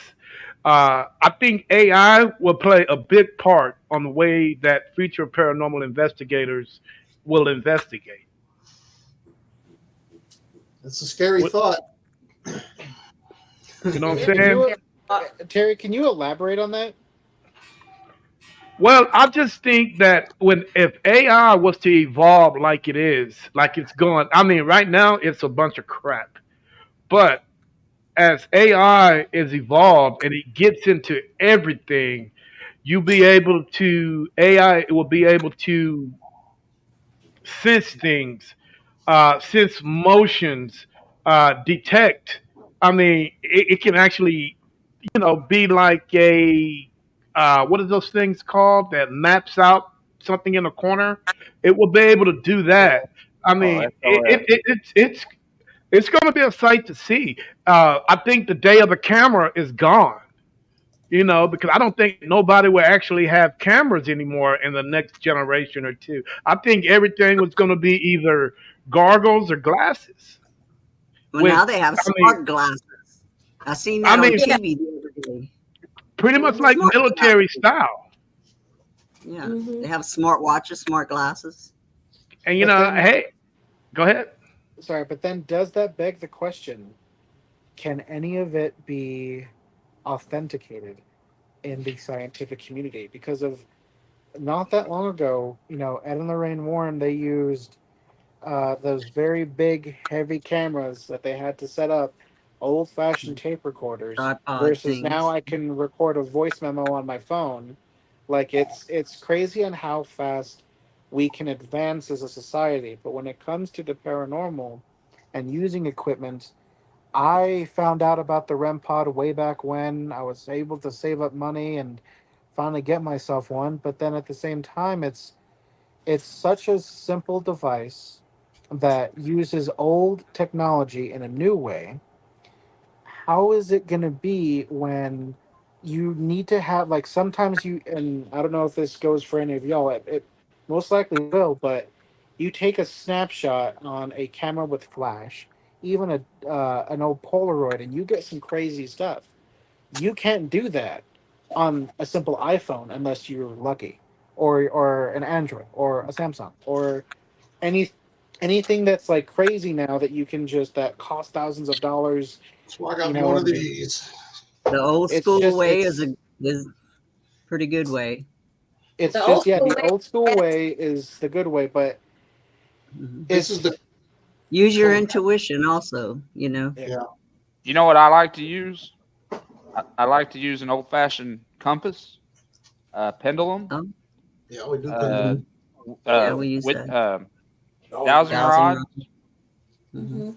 Oh, it's not always about the electronics. That's I right. use myself. Right, Guide your right. body.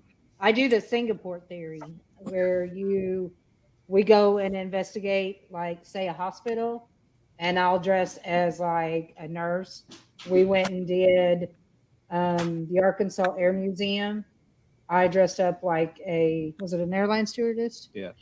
Um, and then that's what I do is I make myself a trigger object. Hmm. Ah, okay. that's crazy. I like that. I didn't Awesome. That's think of that. interesting. I do Yeah, I too. like But hey, you never got to worry about Halloween costumes. that. No, I pick out the costumes. I'm usually make them sexy. Oh, All see, right. why you just So you're the boob in the butt man. Yeah. You must be the butt man. Oh, sorry, Angel. you know, guys, it's you know, if I was to predict the future, you know, and I can honestly, and I'm being honest here, it doesn't look bright for us. It looks dark. It looks gleamy, and I don't think it has the potential to be what we should be. And with that said, is it's going to go back to what we talked about an hour ago. Is we won't be able to have that chair at the table if these guys are our future. Right. You But know what I'm All we saying? could do is pray that they have a So little yeah, common sense and do it for the right reasons. so I think, guys, the time is now for us. Somebody in the paranormal community has to step up, become the leader of our organization or whatever that we are, and make a big effort so we can have that seat at the table. Because the cryptozoologists do, the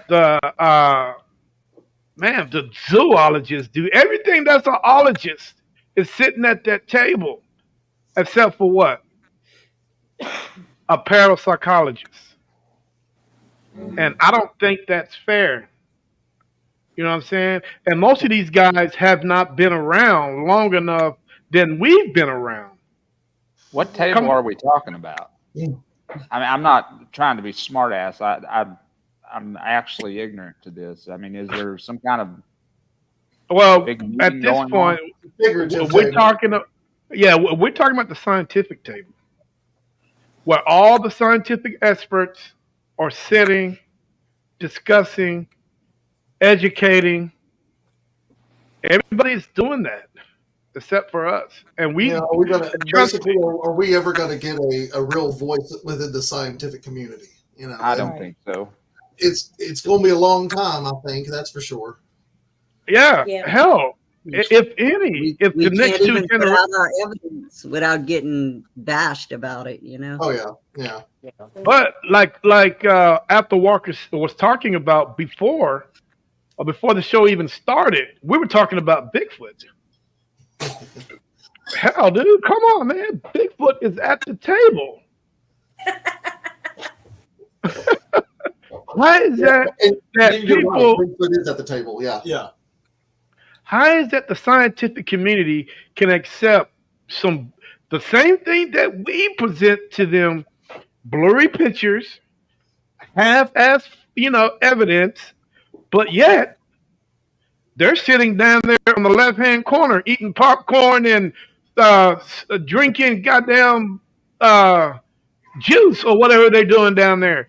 We are not the ones. Hey, we the ones that's bringing evidence, valuable evidence to the table since day one, since the Warrens, and probably before the Warrens.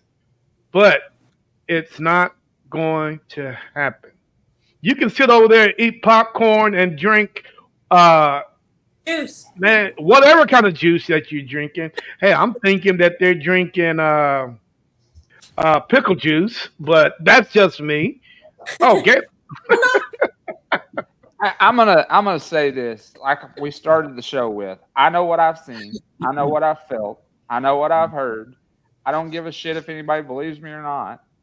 That I think that's what it for me. That's what it boils down to. I mean, I could care less. If the rest of the world knew and I brought it to them. I ain't out here to be famous. But Mhm. no. I mean, and Will, and I understand it. I understand what you're saying, brother.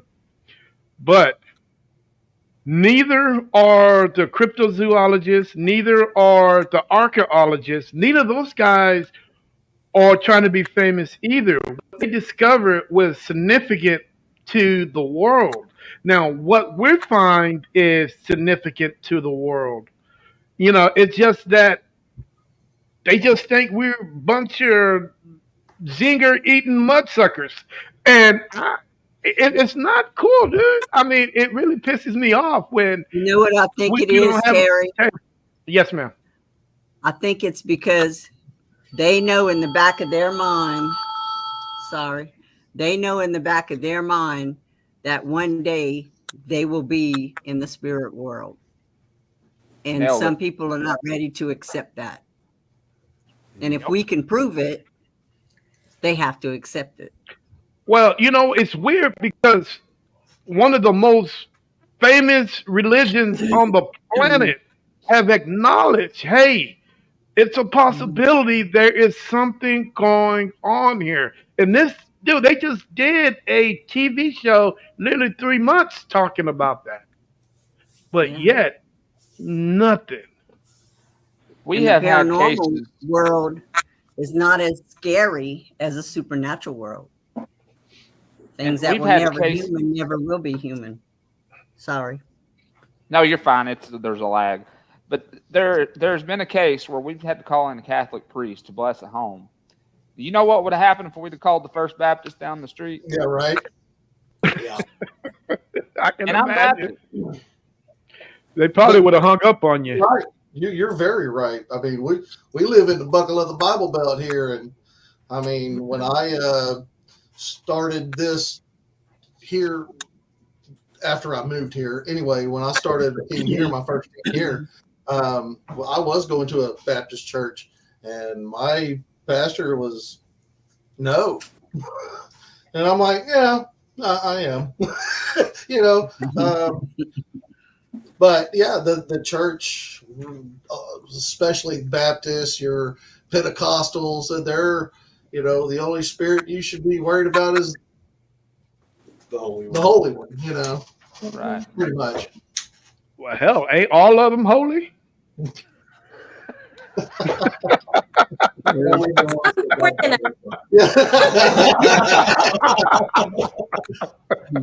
I was gonna say, back to what y'all had said earlier.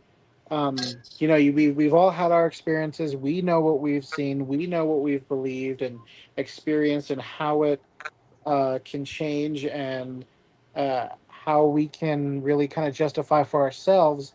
But does that also, I guess that does that bear the question? Does that also pertain to how we're not taken seriously in terms of, if we record what we see and it's real, and we try to put it out there, do you think that people would be saying the same thing about us as we're saying about them, when it comes to posting something on Facebook, or on YouTube, or stuff like that? Not to get ratings, but seeing something that's real, and us being like, well, we know it's real, yeah, but I feel like for us to get a good seat at the table, would have to try to really be like, you know what, if you can tell me how this was faked, how this is not real with logical evidence, then by all means. And if you can't, then help me try to um, understand it better. I feel like that's a good way to at least try to get our damn foot in the door. Because right now we're outside in the damn lobby, twiddling our thumbs, waiting for these people, when we should really be knocking down the damn door and being like, "This is what we have, and if you have something to say about it, that's gonna be like, oh, that's nothing. Let's move on." Well, no, explain it, and if you can tell me how this is fake, give me a logical reason for it, then let's try to figure this out together rather than just being like, you guys are going to talk about whatever y'all want to and we're going to talk about whatever we want to, but nothing's really getting done. Because Mm. it's really hard to be. I'm 26 years old, and it's really hard to for anyone to really kind of take me seriously, especially if I shave. um I'm 39 and it's really my hard for kids anyone Bless to your try will to heart. take me seriously because I Oh, baby. don't have. I'm here in Santa Fe. There's many places I could go to go investigate, especially like downtown. Um, but Anthony, sometimes you do people, this by yourself? yes, By I yourself? I do it all by myself. Wow. I've been in dark rooms, at 2, 3 o'clock in the morning. Um, Once I recorded myself doing the Estes method by myself. I don't really recommend that. I Um, wouldn't either. I but don't either. I the only place I would say I really have been, there's a cemetery in Cimarron, that I went to. I actually talked about it on the last podcast I was on with Terry. But um, this place, I was so scared to get out of the damn car. I drove 2.5 hours away to go to this location. I was the tension was so palpable that that's the only location I have ever been to where I just couldn't get out of the car. Dude, you Wow. need to get But some backup. but Yeah, back Yeah, to listen the to but your intuition for one I thing. mean, there was yeah. one. My best friend was doing it with me, but she, has a family now, and she has her full-time job, and I'm not Mhm. going to get in the way of her being happy and doing what she loves to do. But Right. Mhm. um, back to the conversation at hand, I feel like if anyone is going to at least help us get our foot in the door, we have to be able to say, yes, I'm doing. Yes, like Um, I don't really care if you believe me or not, but that I feel it can only go so far if we're not willing to be like, no, here's what I have. Sit down and listen, and if you really think that I fake this, if you can prove it, then go ahead and go right for it. Because if you Well, can't, then we have a conversation. we do get to present our evidence when we speak at conventions. Yeah, I mean, but the I thing do. is, the And thing I have a is whole that audience. Go ahead. if if we get to going to these conventions, I mean, it's not just the people that are in this podcast that are doing it, right? There's a whole world out there, but I feel like we don't have, at least yet, someone who can be like, going to these conventions and be like, this is the evidence that I present. This is the situation that had happened. This is the research I did, and everything is kind of falling in line here. The only thing is that that what's really not helping, especially in my personal opinion, is it's really not helping is that people like those ones who are doing it for clout or who are doing it for views or trying to be famous, they're really kind of like shutting the door because they have a pretty face. You know what I mean? Like they're just kind of like, no, you don't really understand it. Let me go ahead and do it because I get more people to watch me. It's Mm. just it's Dude, hard. you've got a good head on World your we live shoulders for in, boo. 26. It's the world we live Yeah. in. Yep. Yeah. Yeah. That's where the naked paranormal thing comes in. They get more views. Hmm. And that can Wow. help, but it has to be for the right reasons. We can't just let these people try to be like, no, this is what we have, and oh my god, they make it so exaggerated. They edit the crap out of it, and they make a simple light flicker. They react so crazy, but it's like, Exactly. no, it's something that happens that we're so used to. I bet you if something fell in a haunted house right in front of us, we kind of be like, okay, why? Instead of being like, oh my god, run out of the room and spend 25 minutes outside and poke our It's Mm. all ass. It's like that's not how shit's gonna get done. Uh-uh. Wow. Now, guys, is it now? I've just recently start going to Paracons. I've went to two so far. Naked and Afraid. Oh, wow. Is it easy to say that actually going to a Paracon to present evidence for society, does that really help us or does that hurt us? Because the scientific community is not going to really be at these Paracons because it's bad enough they already think that we BS. So at what convention do you guys think that we need to be at so this can be like everything that Anthony is saying can actually be put to good use and That was where my we can question. have that What voice. table are we talking about? I feel like the table would probably be lectures, like how, like you go to. I used to go to college at Eastern New Mexico University, and we had so many people come to our college to like either perform or give lectures and stuff like that. Like it's not necessarily bringing it back to the basics, but it's saying, hey, this is what we have, and this is how we can present it. Because I feel like also if we have the fun ones, having the fun where we can be ourselves and people don't look at us crazy or call us crazy or egg our cars, and that paint really was not, it was really expensive to get it from. Right. Um, but when it comes Wow. to being a a pillar in not necessarily my community per se, but in our field, how Mhm. can I guess the question would be is can we get people to really kind of open their mindset to allow us to present our findings and our evidence without making it a big showboat, without being like, oh, but that's what will bring people in. No, what will bring people in, if we present it correctly, is the real people who want to learn, like a class, like a course in college, like a lesson you can go out and you get to learn about these things, rather it being like, oh, it's like Comic Con, or hey, it's like it's gonna be a what the hell was that thing recently? It wasn't Comic Con, but it was something where Paracon. people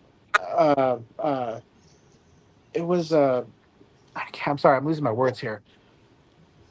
If we are able to basically say, hey, this is what we have to present, and the people who really want to learn about it come forth and be like, okay, well, what do you have? Like the first student in a class, like they really want to learn, or are they just going to be in there to goof off? We have to kind of filter them out, because if you're here to really learn about it, then I feel like we could have a solid future in this field, or have people who can become the the Einsteins of the paranormal field, in like per se, because it can be, we're the weirdos, we're the ones that kind of go out and look for what's going on in the bump of the night, because we all ask the same question of why, not Mhm. why, or not, we all ask why, we don't ask how can we get more views, how can we do this, how can we do that. You're on the right track, but you're also doing it for the wrong reasons. Right. And that's the thing. It's to not be put in the same class with Comic Con. You see, it needs to be a platform where they take us seriously.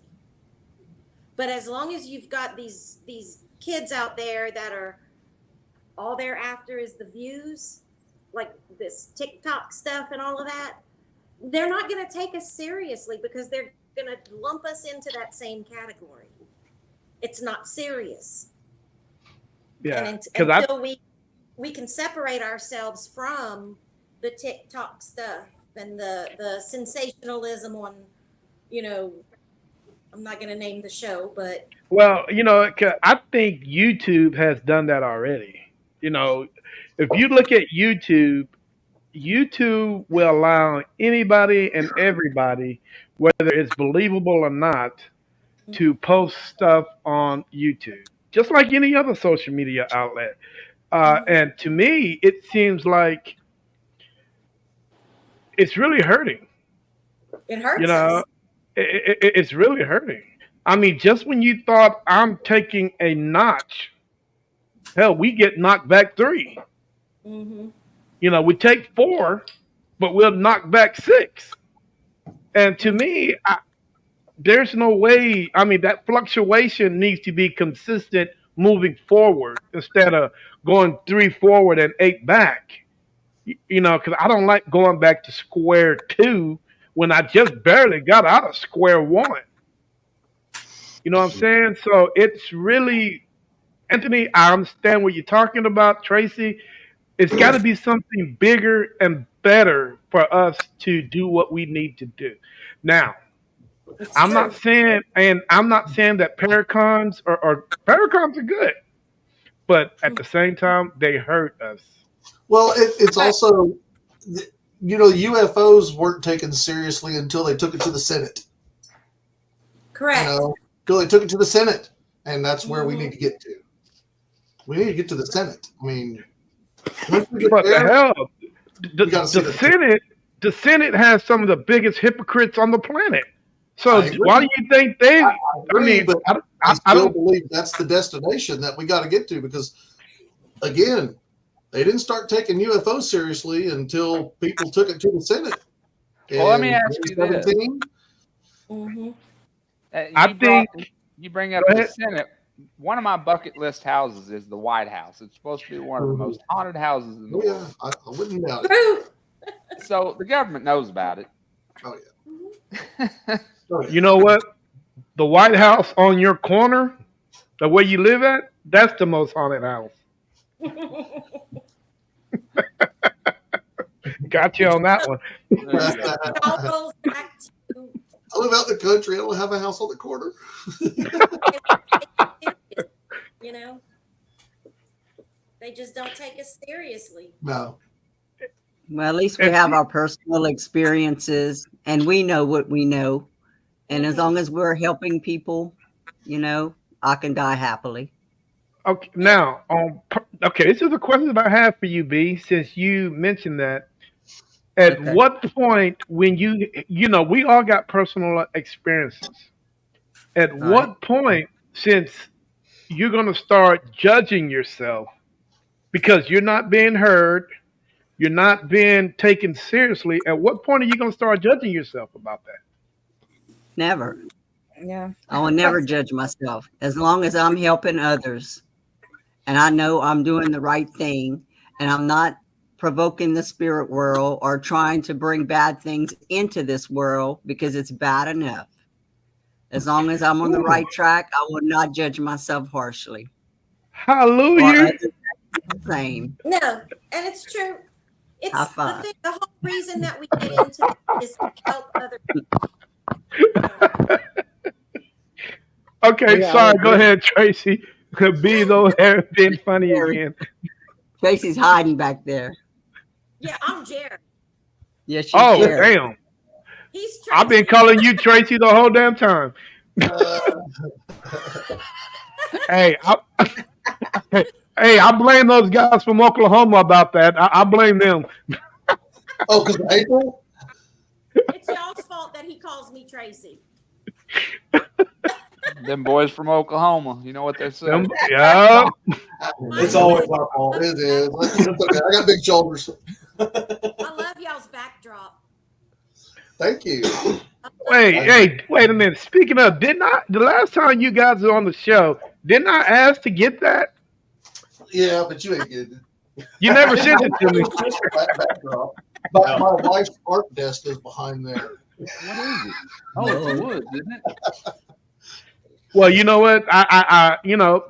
Getting back to the seriousness of the conversation is it possible that we need our own organization?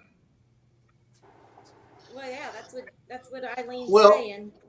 But The one- here's the Yeah, thing. Eileen just put in a comment, and it makes sense. She's like, we need an organization like the Societies for Psychical Research.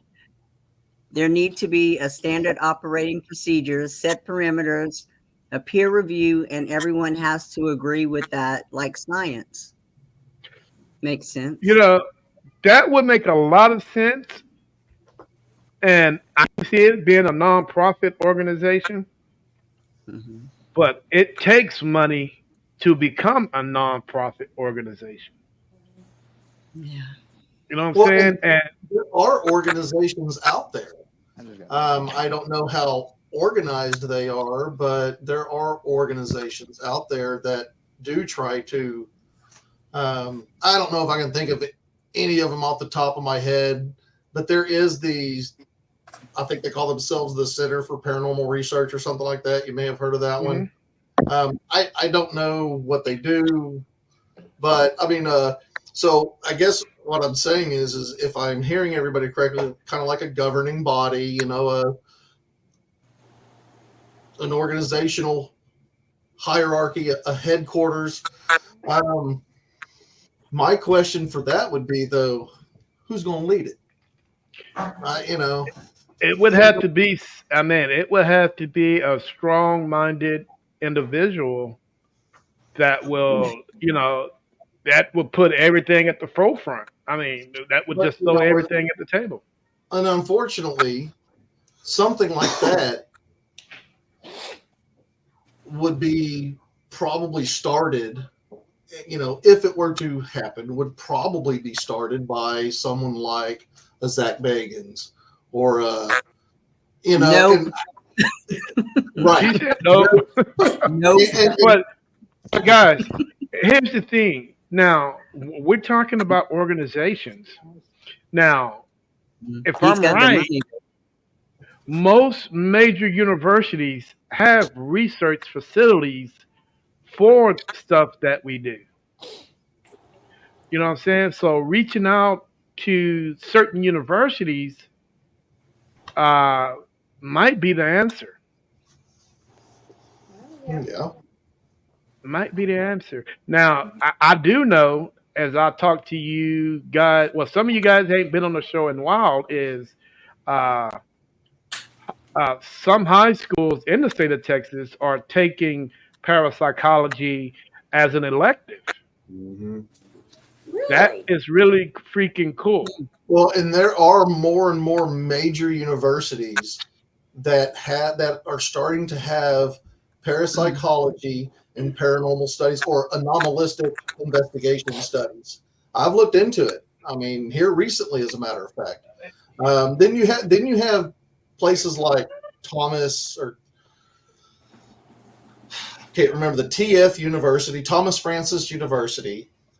But here's the thing, where you can get a bachelor's, master's, and a PhD if you pay $900 in parapsychology. But guess what? It's not federally accredited, so it doesn't mean jack. You're paying $900 for a piece of paper and maybe some decent information. I don't know.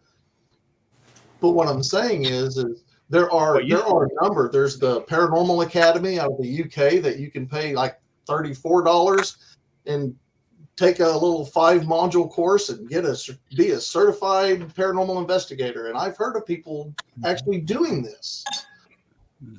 Is it good? I don't know. I'd have to see the curriculum, but I don't know if I'm willing to pay, although the Paranormal Academy is only like $34. But I guess what messing I'm with my saying beer is, money. but at least there are some things out there that if I don't know if they're legitimate or not, but maybe if more people utilize them, that might bring a little bit more credibility, um, to have more of a legitimate certification process. If that makes any sense to anybody. Yeah. Oh man, I the mean, Warrens actually have it's the Warren Foundation, and it's Ed and Lorraine's grandson. They asked us to be a part of it, and we decided not to. It's We everyone. did it for a year. Yeah, we did it for a year, but they want all these dues, and there's money to be made on their end, and I think it's just kind of a way to milk everybody out of money. Sure. Sure. If you do an investigation, you cannot share your evidence. Oh, yeah. well, It has well, to be all So it's sent to not them. your evidence. Right. Yeah. No. well. No I mean, thanks. I'm not finna spend $34, man. You messing with my bud and suds if I do that. David Jack. Consumer money. Yeah. Speaking of, man, I'm craving them right now. You know what I'm saying? But hey, guys, We've been on the show for 2 hours and 10 minutes. Today, this has been a great conversation. I really appreciate it. So many different teams that bring so many different attributes to the table, and man, it's been one for the ages. You guys actually lived up to the hype. I really appreciate it. Okay, now, any closing arguments for you guys? Please, the floor is yours. I have something I want to add in there. I'm not arguing anything, but the young man from New Mexico. I'm sorry, your name slipped me. Anthony. Anthony, man, you've got. It seems like you got a good head on your shoulders, and keep it up for what you're doing. And Absolutely. for God's sakes, get a partner, dude. Have somebody watch your back. Find somebody, man. Even if Hey, it's and cracking your head on something in you the know dark. what? The way I find people is I go into these. I will go into Santa Fe because you live in Santa Fe, right? Yeah. I will go into Santa Fe's Facebook and post an ad. No, Every last one of them. Post an ad and just Jerry's go. like, don't do that. That's what I did to get. Hey, trust me. And if Santa Fe is more conservative than Cedar Park, Texas, then something's wrong because Cedar Park, Texas is hella conservative. I I feel mean, like yeah, I feel like there's just not enough traction um, in our particular field over here, which is it's sad because we have so much culture and history in our town, and no one really thinks. I mean, people do ghost tours, but they don't investigate. Like it's they do it to make a buck, but they don't do it for like we've been discussing this whole time, like for the right reasons. They kind of just, which is fine. I mean, you do you. I like to ask the big questions. I like to think further down, like when it came to how we would even start something where, excuse me, where it could be an official backed. You can get a degree in it. You can, with parapsychology, you can, uh, if there was like a organization where you'd have to, it was so big and massive for our field so that it can go on for future generations, mhm. put it to a vote, see who has the highest potential to lead.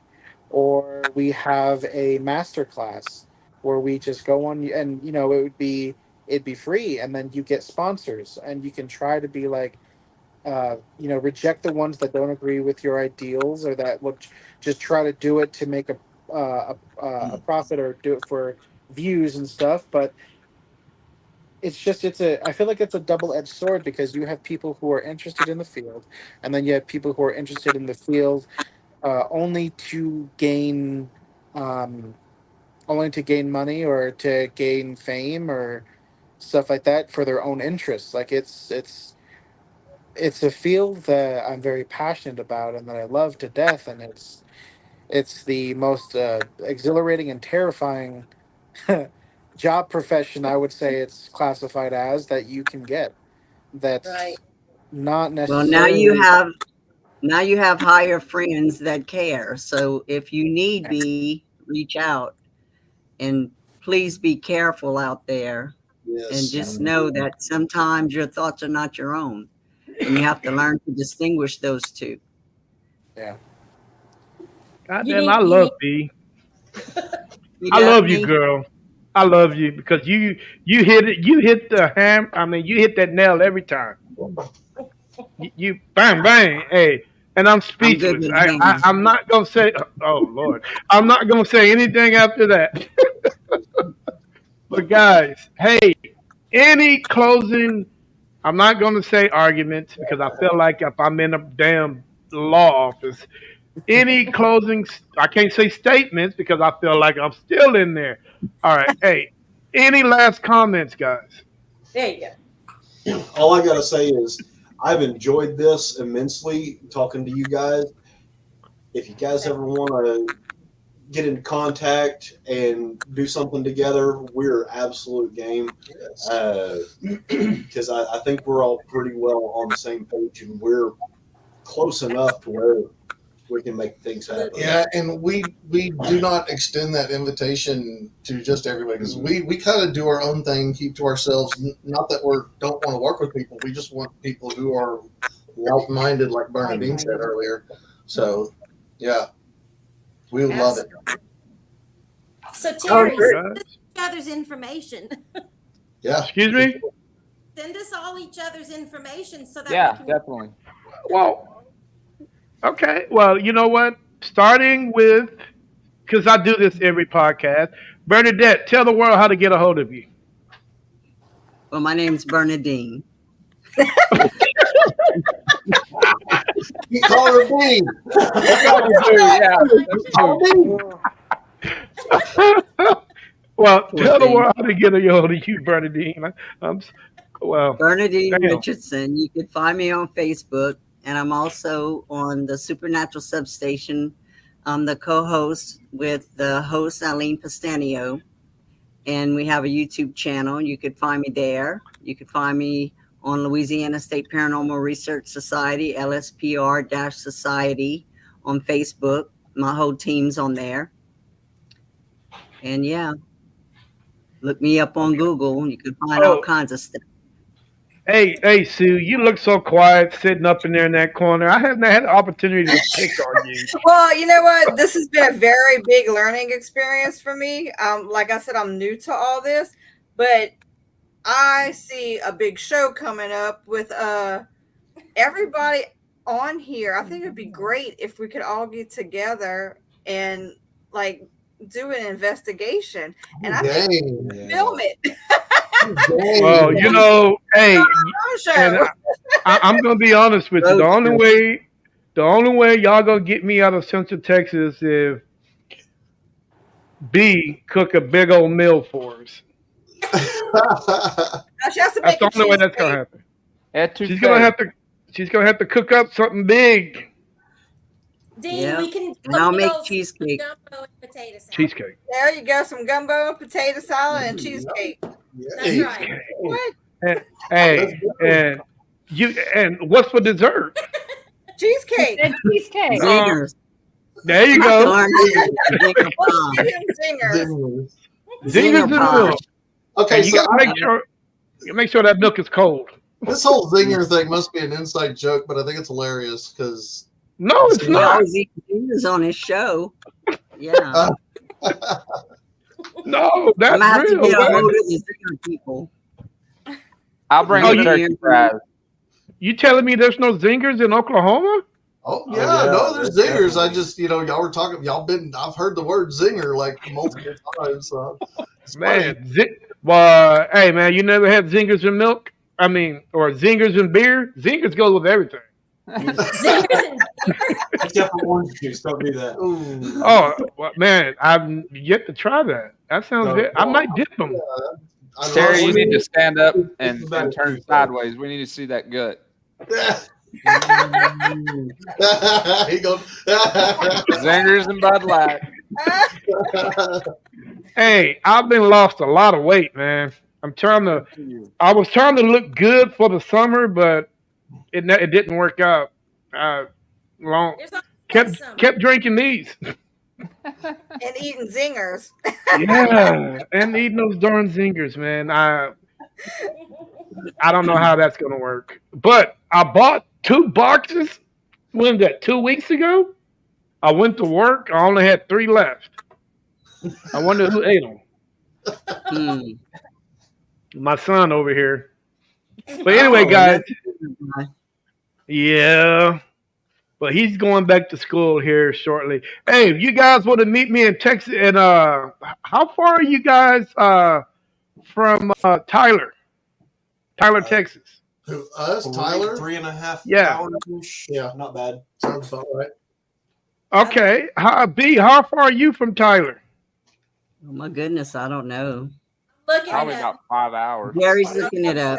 Yeah, it's probably between Uh, How 5. far are you from Houston? Oh man, I'm about 2.5, 3 hours from Houston. Oh yeah, so we're So looking at like about 7 6. hours. Yep. Woo! I'm 10 Wi- hours. Will, how far are you from Tyler, Texas? 4 hours to Four get and a to half. Houston. Well, we're about 4.5. Oh my God, dude! Have you guys ever thought about investigating Camp Ford? No, haven't. I don't think I've heard of it. Yeah, man. Apparently, over 200 Civil War soldiers died on that place. It's called Camp Ford. Camp Ford, yeah, yeah. Look it up if you get a chance. The numbers might be wrong on the exactly, but I know there was a large amount of soldiers died there. It, Union soldiers, because that's where the Confederate would take the Union soldiers there. Look. huh. We are 4 hours and 30 minutes away from Tyler, Texas. Oh, okay. Oh, cool. Oh, That'd not be a too good bad. place. That'd be a good place to meet up and investigate. I'm 4 hours away from there myself, so Okay. it's 4 hours each way. Yeah, it sounds like it's kind of a central location for us all. Yeah, it just sits on the east side of Dallas.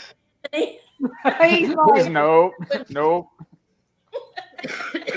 If we go to New Mexico, I'm going to Roswell. Well, Roswell, Yeah, let's go. interesting. Yeah. I'm all about that. No. It ain't Roswell. We need to go. What is that big military base just south of New Mexico, Anthony? Area The one 51. nobody likes to talk about. Area 51. No, No, Area 50, White Sands. You said New Mexico? That's Dulce? Or Dulce. That's Dulce? where you want to go. Ah, How far is Dulce from you, Let Anthony? me see. Because I will say for Tyler, Texas, I'm about 10 and a half hours away from there. No, Woo! oh, wow. Yeah, boy. He's in for a long drive. Yeah, that's Yeah, Dulce is about 2 hours and 24 minutes. Wow. Hey, you guys really want to talk about UFOs? That place is a hotbed. yeah. Is it really? Yeah, Mm-hmm. and also Skinwalkers because it's near the Navajo The Nation. Skinwalker Ranch. That's in We We Utah. have have to go to Skidwater. we have Ghost Ranch as well out here. Okay. A lot of prison ghosts, huh? Interesting. Oh yeah, the what is it? The riots that the Uh-huh. penitentiary that happened. Right. Oh, Yeah. I want to say it's about 20 minutes away from where I am right now, off of Highway 14. How much they charge to get in there? It's officially you'd have to get permission, and it's right in front of an active prison. They haven't done ghost tours in there for quite a while. They kind of stopped doing that. I actually almost got arrested for trespassing. After the only reason I didn't was because a guard waved me in when he wasn't supposed to, and that's the only reason why I didn't get arrested for trespassing. But I went there to go investigate, or at least try to get a feel for it. But it's completely locked down. Like it's Hey, crazy. they wouldn't have found me. I would have shut out the light and blent right into the darkness. Oh, No problem. All them zingers. I would have been. I would have been perfect. All right, guys. Hey. All right. After Walker, tell the world how to get a hold of you, brother. Well, of course, you can find us on Facebook at After Walker Paranormal, Instagram at After Walker Paranormal. We're on, I call it Twitter X just because, although it is not what it used to be, but you can find us there at Paranormal Green. Of course, we're on YouTube as well. So, Okay, good. Now you know those little boogers at Twitter. They're trying to charge me to go live on Twitter now. They're trying to charge me $2 and something cents a month. it's not the same. You're my The traffic on Twitter or X or whatever you call it is just, it's not the same. It's nowhere near the Yeah, same. nowhere near the same. Anthony, how to get a hold of you, brother? oh, hold on. Hey, hold on. This damn thing. Okay. Yep. Can y'all Yeah, we Uh, we We hear can you. hear you. Yeah. oh, you can. Can you see me at all? Yeah. Yes, sir. Okay, because it's showing dark on my screen. That's why I'm like, oh, they can't see me. Um, ZPI or ZP Investigations .com. That's my website. You can Zodiac Paranormal. Make sure it's Zodiac Paranormal Investigations because there is a Zodiac Paranormal there's another Facebook group out there that has a similar name to me, but Zodiac Paranormal Investigations is where I'm located on Facebook. I'm on YouTube as well, and ZP Investigations is my website.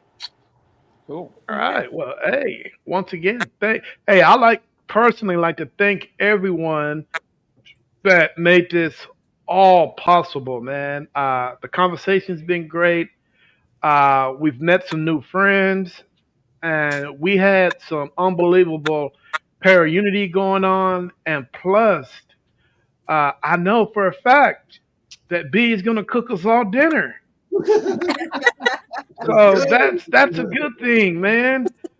We can ever get together and have a joint investigation at a certain location where it won't cost a lot of money because I'm a big stickler on not paying for haunted locations.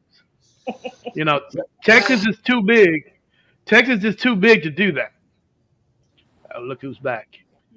You know what I'm saying? So, but with that said, hi B.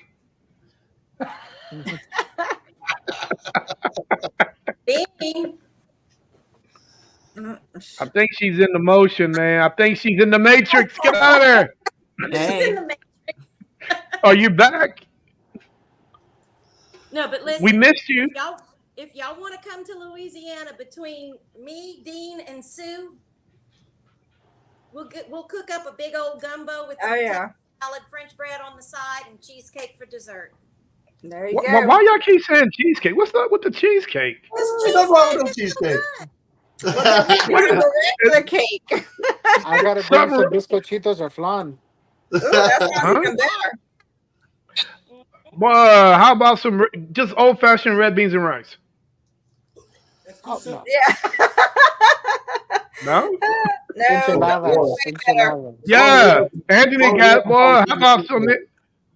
how about some enchiladas? I like mine. I don't like chicken. I don't like pork enchiladas, but I love beef. I love beef I enchiladas. can make it. I can make it either way. and some Red or silver. green Well, chili with hatch green chili, not that canned shit. oh wait, not the can shit. Yeah, I don't like Christmas, the pasta. can shit either. Christmas, I'll make Wait a you some minute. turkey How do we fries. Christmas look? sauce. We got two Bernadettes. Oh, what happened to her? She disappeared again. Burn it. No, yay. I don't know what Bernadine. she's Bernadine. doing. Not Bernadette. I think everybody up here Hey, learned my name tonight, except Ken. hey, guys. There will be a show after the podcast. Post Southwest Paranormal podcast show. If you want to continue having the discussion, feel free to do so. If you guys got other things to do, I thank you for coming on the show again. But mind you guys, the post show would not be streamed live. It just be a general conversation about whatever. So, uh, but in the meantime, hey, appreciate you guys. I really do. I hope to see you guys in the comments with the next big podcast that I have, October 4th, the Universal podcast, where I'm going to have some of the biggest names that I can find on this Universal podcast. You know, with enough said, I'm going to have a medium, a witch, a paranormal investigator, uh, and I forgot who else. But Somebody likes to practice safety. everybody, hey, in this and skeptic. So, can you imagine having all these people together on a show on what this gonna be like? With the people with so many different personalities and so many attributes that they bring to or feel, I think it would be. No, I'm not bringing a voodoo priestess. That would be interesting though, because voodoo priestess or Bring the Holy One. wow, that would be very interesting. Well, pickle and peanut, hey, that's a good idea, but I would have to think about that. Well, what a name, pickle and peanut. Mhm. A pickle and Do y'all know them by chance? Do anybody know pickle and peanut? Pickle and peanut Nope. butter. You gotta say Peanut the butter. butter. Oh, well, I didn't want to put the butter in there. I just peanut. But hey, guys, thanks for the show. Feel Thanks free for to share inviting this. us. Yes, ma'am. Anytime. You know, you got my heart. Oh, anytime that you guys feel free to share this podcast with any and everyone. Hopefully, it'll hit 1,000,000 shares, and we can have some. We should do this again. You know what I'm saying? We should do this again, but I think It'd be the next awesome. time I'm gonna head south with this, guys. So I think the next uh, podcast I'm gonna have like this. I'm gonna head south, so I'm gonna dip into uh, Mississippi, Alabama, Georgia, and I don't know the other teams. I mean, what other state Tennessee, is over there? Mississippi, Tennessee. Yeah, I'm gonna dip into those states and see exactly what those guys are talking about. If not, I might north. So you're looking at the Kansas, Nebraska, and areas over there, or I might head out west. It really depends on how I feel after I get back from my vacation. You know what I'm saying? But in the meantime, hey, you guys enjoy the rest of your night, and I will see you guys hopefully on the post NSPS TV Paranormal Podcast show in about 2 minutes. Bye, B. Bye, Bye. everybody. Hi, everybody. Hey, nice to meet Bye, you. guys. Awesome. Nice to meet everybody. Same here. Yeah, nice to meet everybody. Yes. Nice to meet you. Bye, guys. Breathing fire, me and my groupie dragons. Ego taller than the buildings in Manhattan. Flow sharp, cutting air when the beat happens. Running in the night, shadows playing tricks. Pockets get fatter like my rhymes on the mix. Fury in the mic, rage burning all the bricks. Cash flow quick, all expenses like slicks. Intravenous coke sound pumping through the system. Fog so loud, might break your vision. Trap beats blast, levitating from the friction. Master hits, every spin in precision. Heartbeat sync to the baseline thunder. Lyrics like lightning make them wonder. Punk attitude, never going under. Life on edge, no time to ponder.